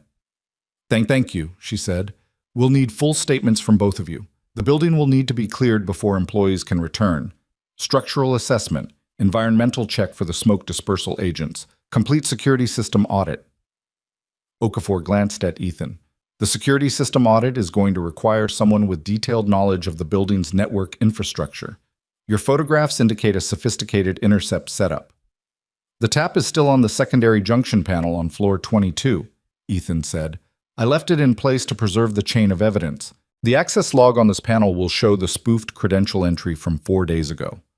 Okafor looked at him the way people occasionally looked at him when he said something that didn't fit the laminated card on his chest. He was familiar with the look. He didn't address it. "I'll need you available for the technical walkthrough," she said. "I'll be available." Adrian had already moved past Okafor toward the conference room door. Ethan followed, not because he had been asked to, but because the situation wasn't finished, and he was still in it, and because whatever was going to happen in that conference room was something he had been building toward since 1:49 in the afternoon, and it felt wrong to stop at the door. The conference room was large, the same room where the Meridian signing had been staged, now without the delegates, the catering, or any of the energy that had occupied it before 2 o'clock. The long table was still set with water glasses and document folders. The unsigned contract was still there, sitting at Adrian's chair where she had left it. Vincent Hale was seated at the far end of the table. He was 61 years old, and he looked it in a way that expensive grooming usually concealed, and today did not. His jacket was off, folded over the chair beside him, and his tie was loosened, and he had the particular stillness of a man who has been sitting in a room for a long time, going through the stages of understanding how badly something has failed. He had his phone in front of him, screen dark, presumably at the instruction of the agents who had been with him, and his hands were flat on the table, and when the door opened he looked up with eyes that moved from Okafor to Adrian and then, briefly, to Ethan. The look he gave Ethan lasted approximately 1 second before he looked away. In that second, Ethan saw the moment of recognition, not of Ethan specifically, but of the category Ethan occupied, the thing Hale had failed to account for, the variable that had not been in the plan. "Adrian," Hale said. His voice was measured, the voice of a man who had decided that if he was going to sit in this room, he would sit in it with his posture intact. "I'm glad you're safe." Adrian stood at the opposite end of the table. She didn't sit down. "Vincent." She said his name with the same quality she'd used in the sub-basement. Accurate, not dramatic. "How long have you been planning this?" I think that's a conversation that should happen with legal counsel present. I'm not asking for the record. She pulled out the chair in front of her but didn't sit, just rested her hand on the back of it. I'm asking because I'd like to know. 6 years on this board. 6 years of whatever this is underneath it. I'd like to know when it started. Hale looked at her. Whatever calculation he was running resolved to something that looked almost like candor, the kind that surfaces when the practical case for concealment collapses. The Meridian contract, he said. When you brought it to the board 14 months ago, I saw what it would do for the company's valuation, and I saw that the person driving it was someone who was not going to share control easily. He said it without venom, just assessment. You're very good at what you do, Adrian. That was always going to be the problem. So you decided to take it. I decided to position myself to protect the company's long-term interests. With mercenaries and explosive charges in the foundation. Hale said nothing. Adrian pulled the chair out the rest of the way and sat down. She opened the unsigned contract and looked at the last page. The signature line, empty, her name printed beneath it in 12-point type. She closed it again. You know what I keep thinking about, she said, is the employees who sheltered in conference rooms on the upper floors for 2 hours because the building's security system went dark and they didn't know if it was safe to leave. People with families, with commutes, with ordinary lives that had nothing to do with board governance or billion-dollar contracts. She looked at him. That's what your plan actually looked like from the inside, Vincent. Not a corporate maneuver. People hiding in conference rooms. Hale looked at the table. Okafor stepped forward from the doorway. Mr. Hale, I'm placing you under arrest. She nodded to the agent beside her. You'll be read your rights and transported for processing. Hale stood. He buttoned his jacket with the automatic gesture of a man whose physical habits had outlasted the context that formed them. And then he walked to the door with the agent, and he didn't look at Adrian again, and he didn't look at Ethan at all. The room was quieter after he left. Adrian sat at the end of the table with her hand on the closed contract and didn't move for a moment. Ethan stood near the door. He wasn't sure if he should leave. The situation had a quality of completion that felt like a natural exit point, but also a quality of unfinished that he couldn't entirely define. 14 months, Adrian said. She wasn't talking to him specifically, just saying it. I've been running this company for 14 months, and the whole time, she stopped, started again. I had a board member, a security director, and an entire contracted security team working against me. And the person who actually kept this building standing was the maintenance technician whose photographs nobody bothered to look at. Ethan thought about saying something, decided against it. Your daughter, Adrian said. She looked up at him. What's her name? He blinked. Of everything she might have said, that was not what he'd prepared for. Cora. How old? 8. She's expecting you at 4:50. He checked his watch. It was 4:22. He looked at the watch for a moment with the expression of a man doing math that wasn't about numbers. I'll call the school, he said. They have an aftercare program until 6. Adrian looked at him steadily. There was something in her expression that was not pity. He would have noticed pity, but something adjacent to recognition, the specific recognition of one person seeing clearly what another person is actually made of. Go, she said. There's still the statement for Director Okafor. I'll tell her you'll come in tomorrow morning, first thing. She picked up her phone, battery at 11%, she noted with a glance, and pulled up a contact. Go get your daughter. He stood there for another moment with his tool belt and his scraped arm and his 43 viewings of a movie about a girl who turns into a bear. And something happened in his chest that was not quite emotion and not quite relief, but existed in the same neighborhood as both of them. The secondary junction tap, he said. When the technical team does the audit, the tap was wired in parallel with the primary network, but there's a secondary signal branch that routes through the elevator control system. If they miss it, the elevator cab hesitation between 14 and 15 will continue and eventually cause a fault in the cab leveling mechanism. Adrian stared at him. I noticed it on my first week, he said. Never got a work order for it. She let out a breath that was almost, not quite, but almost, a laugh. I will tell them. He nodded, picked up his tool belt, walked to the door. Drake? He stopped. The report you left on Marcus Webb's desk this morning. The grounding issue on Circuit Breaker 7, Floor 18. Yes. Is it urgent? He thought about it honestly. Within the week. I'll make sure it gets addressed." He left. The corridor outside was still busy, agents moving, employees being escorted, the general organized complexity of a federal operation processing a large space. Ethan moved through it the way he moved through everything, neither pushing nor deferring, just occupying the path of least resistance, with the economy of someone who had learned a long time ago that efficiency was its own form of invisibility. At the elevator bank, a tactical officer was managing the manual override on one of the cabs, restoring the primary power routing from the emergency panel. Ethan stopped. "The cab on the far left," he said. "When you restore the routing, you'll want to run a leveling test before you put passengers in it. There's a known hesitation between 14 and 15 that I've been meaning to write up." The officer looked at him. "You the maintenance tech?" "Yes." "I'll flag it." Ethan took the stairs. He was in the lobby at 4:31, moving past the last federal checkpoint, his laminated keycard doing its final useful work of the day, when he heard his name. He turned. Marcus Webb was standing near the lobby security desk with his clipboard and his expression of perpetual mild inconvenience, and for once the clipboard was hanging at his side rather than being actively wielded. "Drake," Marcus said. He looked at the scrape on Ethan's arm, at the tool belt, at the general state of a person who had been in a building for 9 hours and spent several of them in places buildings aren't meant to have people. Ethan waited. Marcus opened his mouth, closed it, tried again. "The report I got from IT this morning, about the photograph you sent." "It's handled," Ethan said. "The federal people are saying—" Marcus stopped.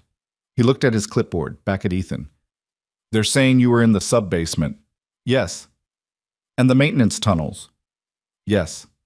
Marcus was quiet for a moment. He was a man who was not accustomed to not knowing what to say, and the unfamiliarity of it showed in a way that was almost sympathetic. "I should have—" He stopped. "The report this morning, I should have—" "It worked out," Ethan said, "because it had, and because the alternative framing was not one he wanted to spend time in." Marcus nodded slowly. "The grounding issue on 18, I saw it on the log. I'll write it up properly tomorrow." "Take the day," Marcus said. "Whatever the federal people need from you, take the day." Ethan looked at him. This was, by some margin, the most considerate thing Marcus Webb had ever said to him in 3 years, and they both understood that the circumstances were sufficiently unusual that it would probably not establish a precedent. "Thank you," Ethan said. He pushed through the lobby doors and into the late afternoon light. The city outside was doing what cities do at 4:30 on a weekday, moving, loud, completely indifferent to the specific drama that had just concluded inside one of its 52-story towers. There were news vans on the far side of the police perimeter that had been established around the building, cameras pointed at the entrance, reporters doing the preparatory work of telling a story they didn't fully understand yet. Ethan walked past all of it without breaking stride, his tool belt at his hip, his keycard back in his chest pocket. He called the school from the sidewalk. The aftercare coordinator, a woman named Sandra, who had the patient exhaustion of someone who had been managing other people's children for many years, answered on the second ring. He explained briefly that he had been held at work and would be there before 6. Sandra said that was fine, and that Cora had been asking every 15 minutes and had also drawn 3 pictures which she was keeping for him. "Tell her I'm coming," he said. "I'll tell her." He put the phone in his pocket and kept walking. The subway entrance was 2 blocks from the building, and he took the stairs down without thinking about it, the muscle memory of 3 years of commuting. The platform was crowded with the early wave of rush hour, people in work clothes with tired faces and phones out, the ordinary compressed humanity of a city moving itself from one place to another. He stood among them and felt the specific unremarkable quality of it, of being a man in a gray maintenance uniform on a subway platform, indistinguishable from anyone else, and found it, as he always did, genuinely settling. On the train, he stood and held the overhead bar and watched the city pass in the window and thought about the building behind him, about the charges in the sub-basement that were now being handled by people with the right equipment and the right authority, about Darius, who was somewhere in a federal processing facility working out what the next years of his life were going to look like, about Vincent Hale in a jacket he had buttoned out of habit, about Adrian Kane, who was probably still on the 41st floor with federal agents, and a contract that was unsigned and a company that needed to be rebuilt from the security framework out. He thought about the 14 months she had been running Helix Vanguard and the specific exhaustion that would arrive later after the adrenaline cleared and the debrief ended, and she finally sat down somewhere quiet and understood the full shape of what had been underneath her the whole time. He thought about the elevator between 14 and 15, the way a building tells you what it needs, if you listen. He got off at his stop. Cora's school was 4 blocks from the station, a low brick building with a chain-link fence around the playground and a mural on the east wall that had been painted by a graduating class several years ago and depicted, for reasons that had never been fully explained to Ethan's satisfaction, a parade of animals carrying musical instruments. Cora loved the mural. She had opinions about which animals were best at their instruments that she had shared with him in significant detail. He signed in at the aftercare desk at 5:48. Sandra handed him 3 drawings without comment. The first was a horse. The second was also a horse, but this one had wings, which Sandra had apparently accepted without editorial input. The third was a gray figure with a tool belt and a large head disproportionate to its body that Ethan recognized as himself. She was very specific about the belt, Sandra said. Ethan looked at the drawing. The gray figure had a small smile that Cora had clearly labored over, visible even at a size that couldn't have been easy to render with a crayon. He folded it carefully and put it in his breast pocket. "Thank you," he said. Cora appeared from the back room at a pace that was not quite running because she had been told not to run inside, and was making a genuine effort to comply while moving as fast as structurally possible without technically running.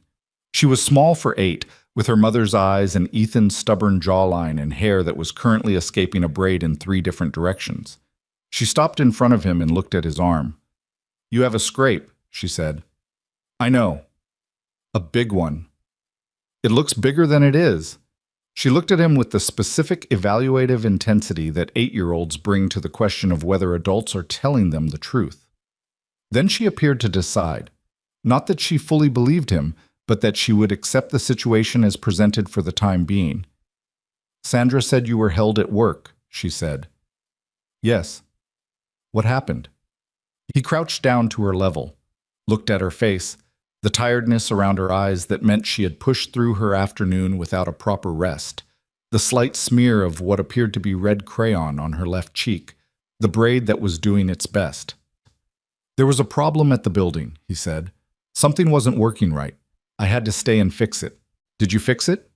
He thought about S3, about the relay contact and the insulated pliers, about a device with a stop display reading 2631.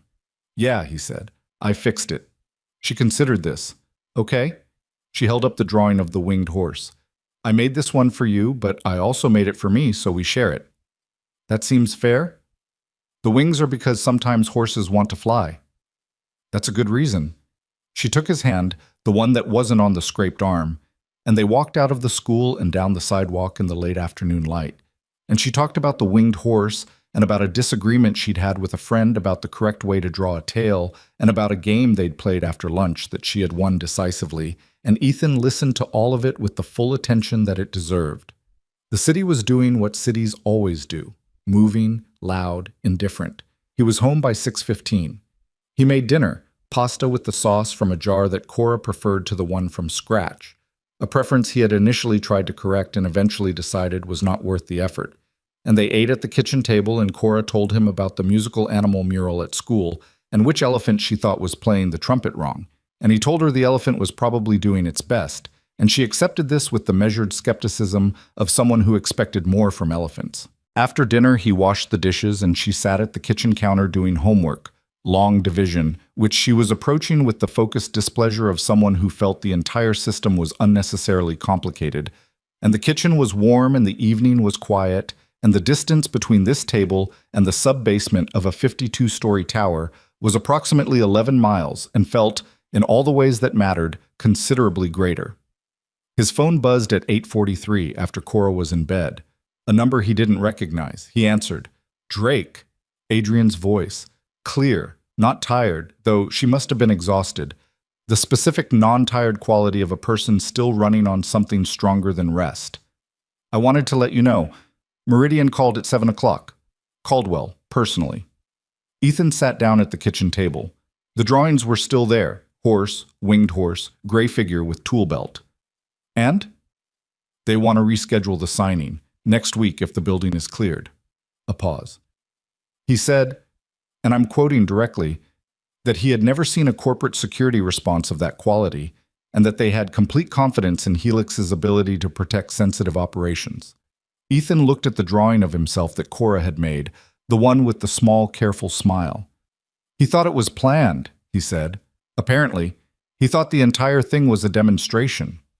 Another pause, and in it he could hear something that was almost amusement, but had too much weight behind it to be only that. I didn't correct him. Probably wise. The building will be cleared for limited access by tomorrow afternoon. Structural assessment came back on the foundation. The joint where the third charge was placed has minor surface damage, cosmetic only. The column is sound. She paused. You were right about the placement. If those charges had fired, the junction failure would have been catastrophic. He didn't say anything to that. Fitch gave a full statement this evening, she continued. He confirmed Hale's involvement going back 8 months. Financial records, communications, the contractor coordination, all of it documented. The federal prosecutor's office is calling it one of the most thoroughly documented corporate sabotage cases they've seen. She stopped. Which I suppose is something. It is, he said. Something. Outside his kitchen window, the city was doing its nighttime version of itself. Quieter, the traffic sounds lower, the specific acoustic quality of a place settling without ever fully stopping. He had lived in this apartment for 2 years, and he knew the sounds of it, the way he knew the sounds of every space he occupied. The particular way the pipe spoke when the upstairs neighbor ran water, the exact pitch of the elevator in the lobby, the interval between the traffic light changes on the corner. He knew buildings. He always had. Get some sleep, he said. A brief pause. You too, Drake. Her voice had something in it that was neither professional nor personal, but existed accurately in the space between. And tell Cora the winged horse concept has real merit. He looked at the drawing. She'll be glad to hear it, he said. He ended the call. The kitchen was quiet. The drawings were on the table. Outside, the city moved the way it always moved, forward, without ceremony, carrying everything inside it without distinction or comment, the way cities do. Ethan Drake sat at his kitchen table for a few minutes more, and then he turned off the light and went to bed.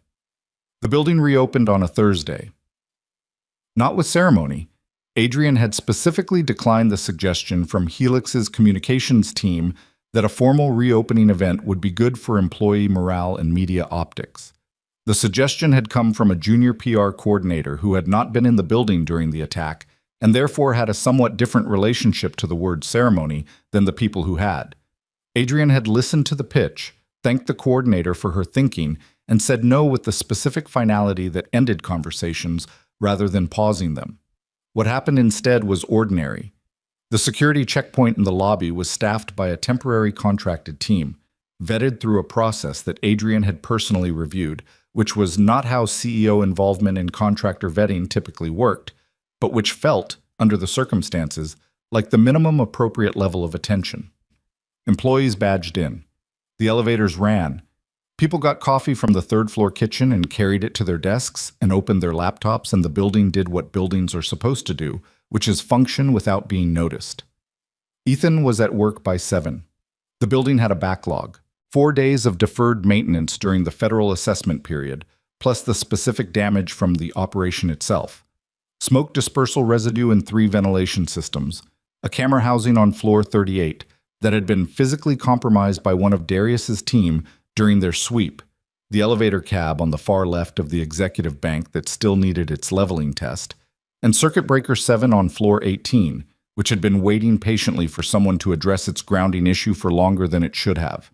He had a work order for each of them, generated by Marcus's department the previous afternoon, and he started with the elevator because it was the one that affected the most people, and because he had been thinking about it, intermittently, for 3 years. The leveling test took 40 minutes and confirmed what he'd suspected. The cab's counterweight guide rail had a slight deflection at the 14 to 15 floor junction, the result of years of minor building settle that had gone uncompensated. The fix was a guide rail shim adjustment, 35 minutes of work once the cab was locked out of service. When he released the lockout and ran the test cycle, the elevator moved between 14 and 15 without hesitation for the first time in he didn't actually know how long, longer than he'd been here. He stood in the mechanical room and listened to it run. Then he moved on to the next work order. Marcus found him on floor 22 at 10:15, which was where Ethan was completing the camera housing replacement on 38. He'd rerouted his morning to combine the camera job with a ventilation inspection on 22 that used the same access panel. And Marcus stood in the maintenance corridor with his clipboard in a slightly different posture than usual, a posture that suggested the clipboard was being carried more out of habit than operational necessity. Federal technical team finished their audit yesterday, Marcus said. Full report goes to Director Okafor and Ms. Kane. They pulled the tap off the secondary junction and processed it for evidence. I know. They asked me to walk them through the panel configuration Tuesday morning. Marcus nodded. They also found a secondary relay you didn't mention in your original report. I found it during the walkthrough. It was installed in a separate conduit that wasn't part of the initial tap setup. I think it was a backup monitoring line rather than part of the trigger architecture. I included it in my Tuesday statement. Marcus looked at him. You found it during the walkthrough? Yes.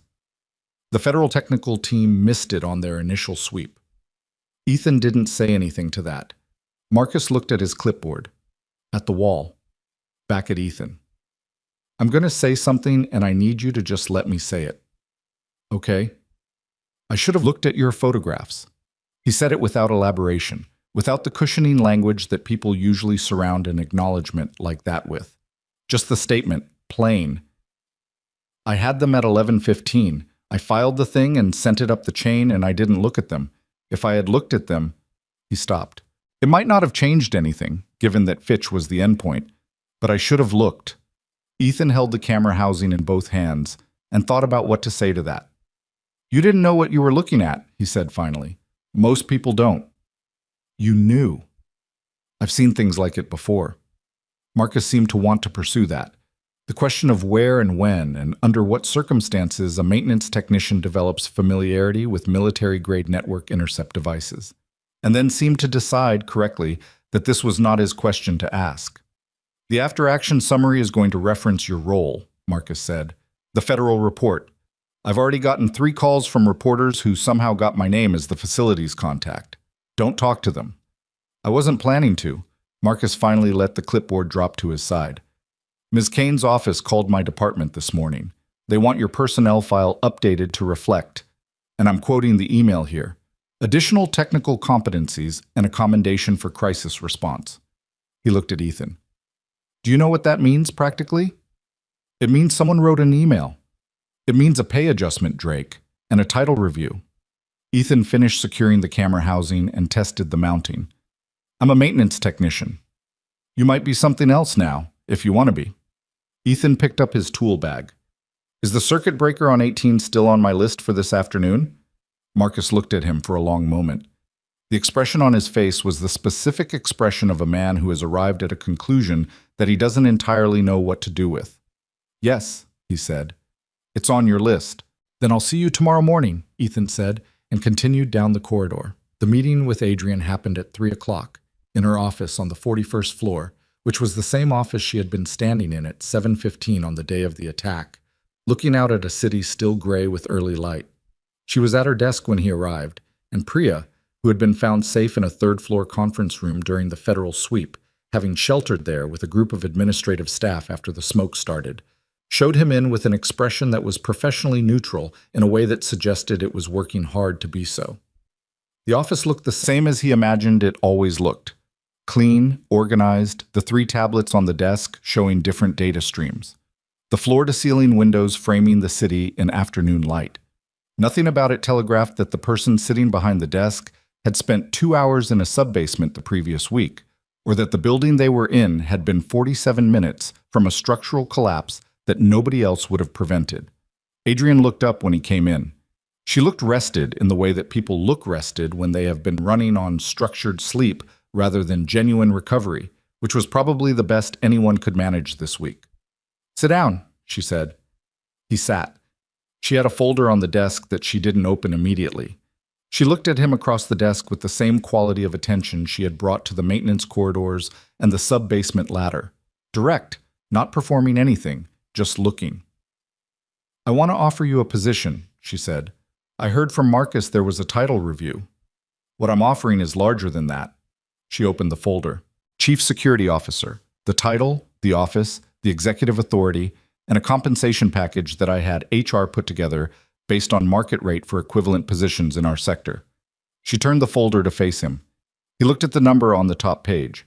That's base salary. Equity and benefits are on page 2. Ethan looked at the page for a moment. Then he looked up. No, he said. She had expected this. He could tell by the fact that her expression didn't change. Tell me why, she said. He thought about how to say it accurately because accuracy mattered here. Not modesty, not performance, just the true reason. I'm not a security director, he said. I'm not a strategist or an executive. I know how buildings work. I know how systems fail and how people move through spaces under pressure and where the gaps are between what a security plan says on paper and what actually happens when something goes wrong. That's a specific kind of knowledge. It doesn't come with a corner office. Most of what a chief security officer does is exactly what you just described. The rest of it is meetings and budget presentations and managing a department of people who mostly resent being managed. He looked at her. I'm not good at any of that. Adrian sat back slightly. She picked up a pen and turned it between her fingers. Not nervously, just thinking with her hands, which he had noticed she did. Then what do you want? He had thought about this. Not in the abstract way that people think about what they want. The vague aspirational thinking that doesn't have a specific shape, but the practical way. The way he thought about circuit boards and load paths and the specific stress points in a system under pressure. The security rebuild, he said. The structural assessment on the foundation identified 3 other areas of the sub-basement level that have similar access vulnerabilities to the one that was exploited. The secondary network junction on 22 isn't the only one in the building. There are 4 others that run on comparable architecture and could be compromised the same way. The maintenance tunnel network that I used to move through the building is also accessible to anyone with a facilities-level credential. And the credential system hasn't been audited for inactive accounts in at least 18 months, he paused. I want to fix those things. Not on paper. Actually fix them. Adrian looked at him. I want to work through the building the same way I've been working through it for 3 years, he continued, systematically, from the bottom up. Every access point, every network junction, every credential pathway and physical vulnerability. I want to build a security architecture that starts with how buildings actually function, rather than how security presentations say they function. He stopped. That's the job I want. She was quiet for a moment. That's also the job of a chief security officer, she said. The chief security officer gets a title and a department and a seat at the executive table. I want the work without the rest of it. My uniform, my tool belt, my floor access. Different pay scale if you think the work warrants it, but not an office, not a department. Not a title that means people treat me differently than they did before. Why does that part matter to you? It was a real question, not a rhetorical one. He had noticed that about her. She asked real questions and then waited for real answers, rather than filling the space herself. Because the thing that made Tuesday useful was that nobody knew who I was, he said. The mercenaries didn't account for me because I was invisible to them. I walked through that building for 3 years and fixed things and listened to systems and learned every inch of the infrastructure because that's what the job required, not because I was trying to be a hero in reserve. He looked at the folder on the desk. The minute I become something with a title and a profile, I stop being useful in the same way. Adrian looked at the folder too, then she closed it. I want to push back on one thing, she said. Okay. The invisibility you're describing, it's real, and I understand why you value it. But it also meant that on Tuesday morning, your photographs went to the bottom of a stack because nobody knew they should take you seriously. Nobody looked at them. She held his gaze. I don't want a Helix Vanguard where the person who actually understands the building has to fight to be heard because nobody can see them. He thought about Marcus in the corridor, the email that went unread, Torres at the lobby desk with the photograph sitting next to a half-eaten protein bar. That's fair, he said. So here's what I'm actually proposing. She pulled the folder back and turned to page 3. Independent security infrastructure consultant. Not a department head, not an executive. A single-person advisory role that reports directly to me with full building access and the authority to require action on any vulnerability assessment you submit. Your workspace stays in the maintenance area because that's where the work is. Your compensation reflects the actual value of what you do. She pushed page 3 toward him. And your name is on the security briefing as the primary systems consultant, which means when something goes wrong, the people who need to know who to call can find you in under 30 seconds. Ethan looked at page 3. One condition, he said. She waited. The work stays out of press releases. I can't promise that entirely. The federal case against Hale and Fitch is going to generate coverage, and your role in Tuesday is part of the record. I understand that. I mean going forward. The security rebuilding work. I don't want it in company communications or external announcements. It works better if the outcomes are visible and the process isn't. Adrian considered this. Agreed, she said, on one condition of my own. He waited. The elevator between 14 and 15. If you find something like that again, something that's been running wrong for years and nobody noticed, you tell me directly, not through the facility's inbox. He looked at her. Something in his expression shifted in a way he wasn't entirely in control of. Not a smile, not quite, but adjacent. Deal, he said. She extended her hand across the desk. He shook it. The Meridian contract signing happened the following Tuesday, exactly 1 week after the original ceremony date. There were no cameras, no media access, no catering beyond a table of coffee and water that Priya had organized. The Meridian delegation came in through the regular lobby entrance, badged through the security checkpoint with visitor credentials that had been generated through a process Ethan had reviewed the night before, and took the elevator, the one that now ran smoothly between 14 and 15, to the 41st floor. Caldwell, the silver-haired lead negotiator, shook Adrian's hand and said that Helix Vanguard had demonstrated in his 40 years of contract negotiation a level of operational resilience he had rarely encountered.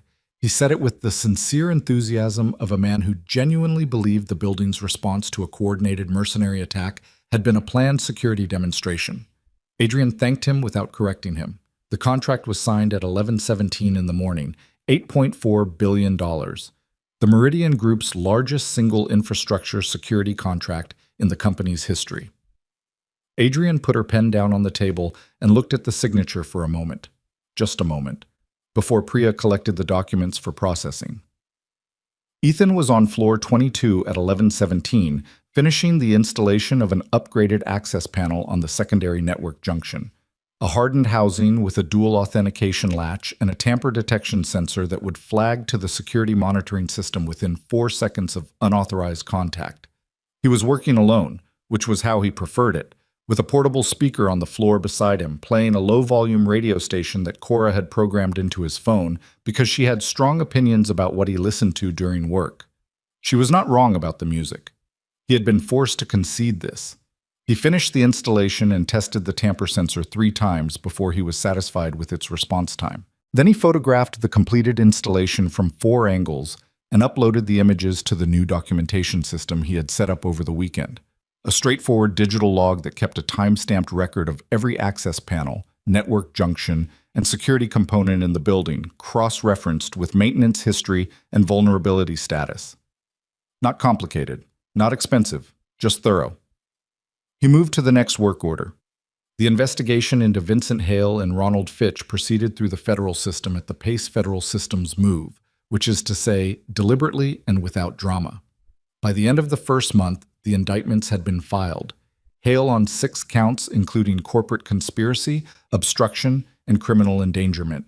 Fitch on 8 counts that additionally covered fraud and violations of his licensed security contractor status. 4 members of the Helix security team who had accepted payments to abandon their positions faced separate charges. The prosecutors, who had described the evidentiary record as unusually comprehensive, indicated that the combination of Darius Cole's cooperation agreement and the financial documentation recovered from Hale's communications made the cases straightforward by the standards of corporate criminal proceedings, which were not a category known for simplicity. Darius Cole received a cooperation agreement that the federal prosecutor described in a hearing Ethan did not attend, as reflecting substantial assistance to the investigation and a demonstrated willingness to accept responsibility. He would serve time. Ethan had known that was the likely outcome from the moment in S2 when Darius handed over the device. He didn't have strong feelings about it. Not forgiveness, not its opposite, something more complicated and less named than either. Darius had made choices over 11 years that had accumulated into a Tuesday afternoon in a sub-basement, and the accounting for those choices was not Ethan's to manage. What he did do, on a Thursday evening 3 weeks after the attack, was write a letter. Not to the court.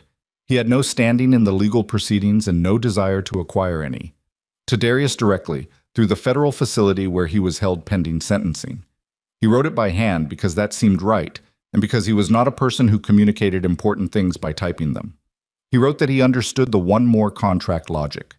He wrote that he had been closer to it himself than most people knew. He wrote that Darius had a 12-year-old son in Portland who would be 14 or 15 by the time the sentencing and appeals process resolved, which was not a good age but was not an impossible age either. He had known fathers who had come back from worse absences and rebuilt something real. He wrote that building something real was slower and less dramatic and more boring than any of the things they had both done in the years before, and that in his experience the boring was the point rather than a drawback. He sealed the envelope and mailed it. He didn't know if Darius would read it. He didn't know if it mattered. He had said what seemed true and accurate, and that was the thing he had control over. 3 months after the attack, Adrian called a company-wide meeting in the Helix Vanguard atrium. All 412 employees gathered in person or connected by internal video for the satellite offices. Ethan was not in the atrium. I was on floor 34 running a diagnostic on the building's fire suppression sensor network, which had been flagged in his audit as having 3 nodes with degraded response times that needed recalibration before the quarterly safety inspection. He had the meeting running on his phone, propped against his tool bag, because Priya had sent him a calendar invitation with the subject line, "Your attendance requested," and a follow-up message that said, "Please, Ethan." He listened while he worked. Adrian spoke for 11 minutes. She talked about what had happened in the building on that Tuesday, not the version that the press coverage had assembled from federal statements and corporate communications, but the actual version, the one that started with photographs nobody looked at and ended in a sub-basement with a man in a gray maintenance uniform and a pair of insulated pliers. She was specific. She named Fitch. She named Hale. She described the security team's departure from the executive floor in plain language that left no interpretive room. And then she pulled up the security footage. Ethan's hands stopped moving. He had known, abstractly, that the camera network had been offline during the blackout. What he had not known, what nobody had told him, was that the backup camera system on the executive floor ran on an independent circuit and had continued recording throughout the 12-second blackout and everything that followed. That footage showed, in the flat amber glow of emergency lighting, 4 security contractors in Helix uniforms moving toward the stairwell while the smoke came in. And it showed one person in a gray maintenance uniform moving in the opposite direction. He listened to the atrium go quiet.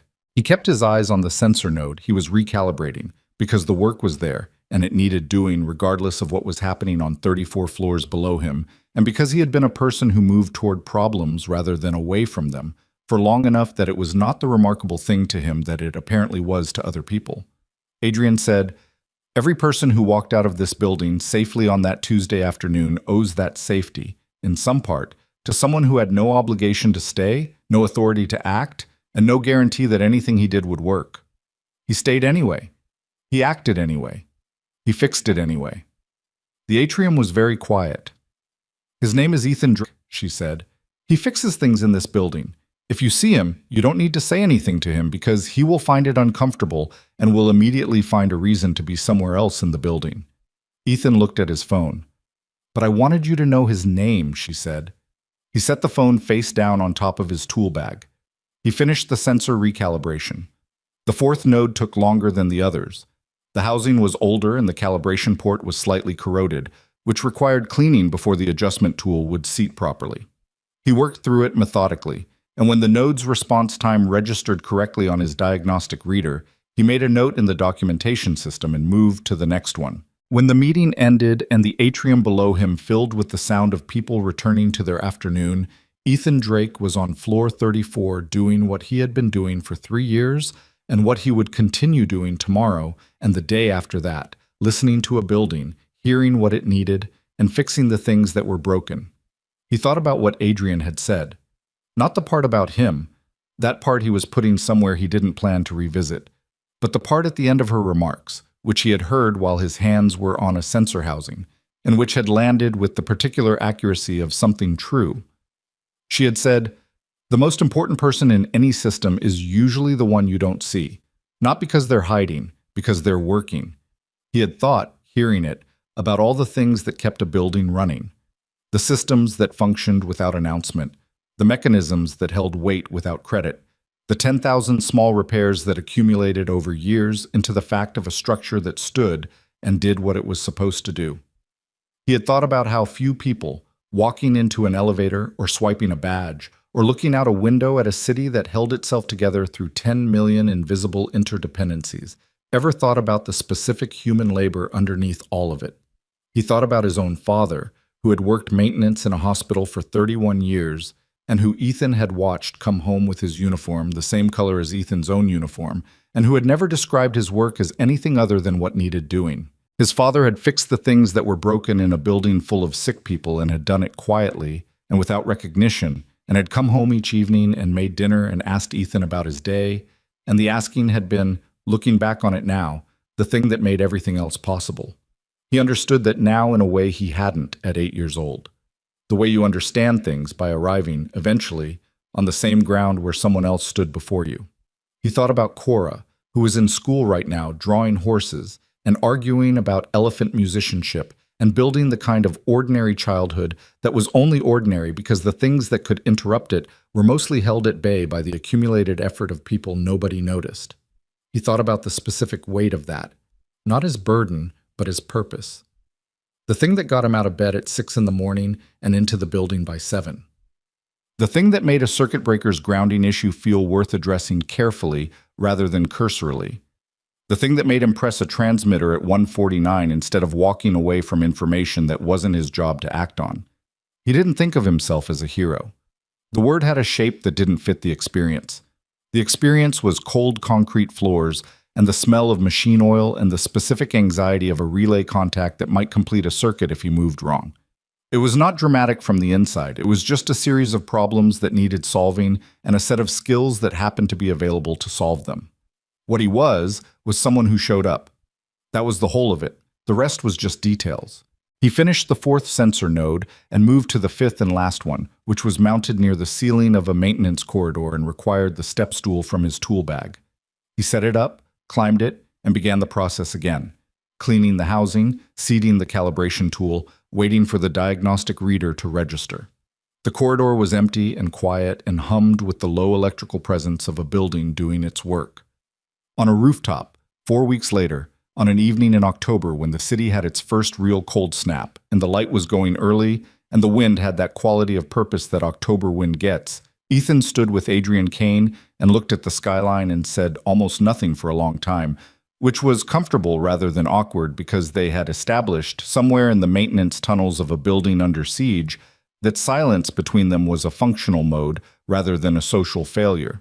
Adrian had a coffee that was getting cold. Ethan had his hands in his jacket pockets.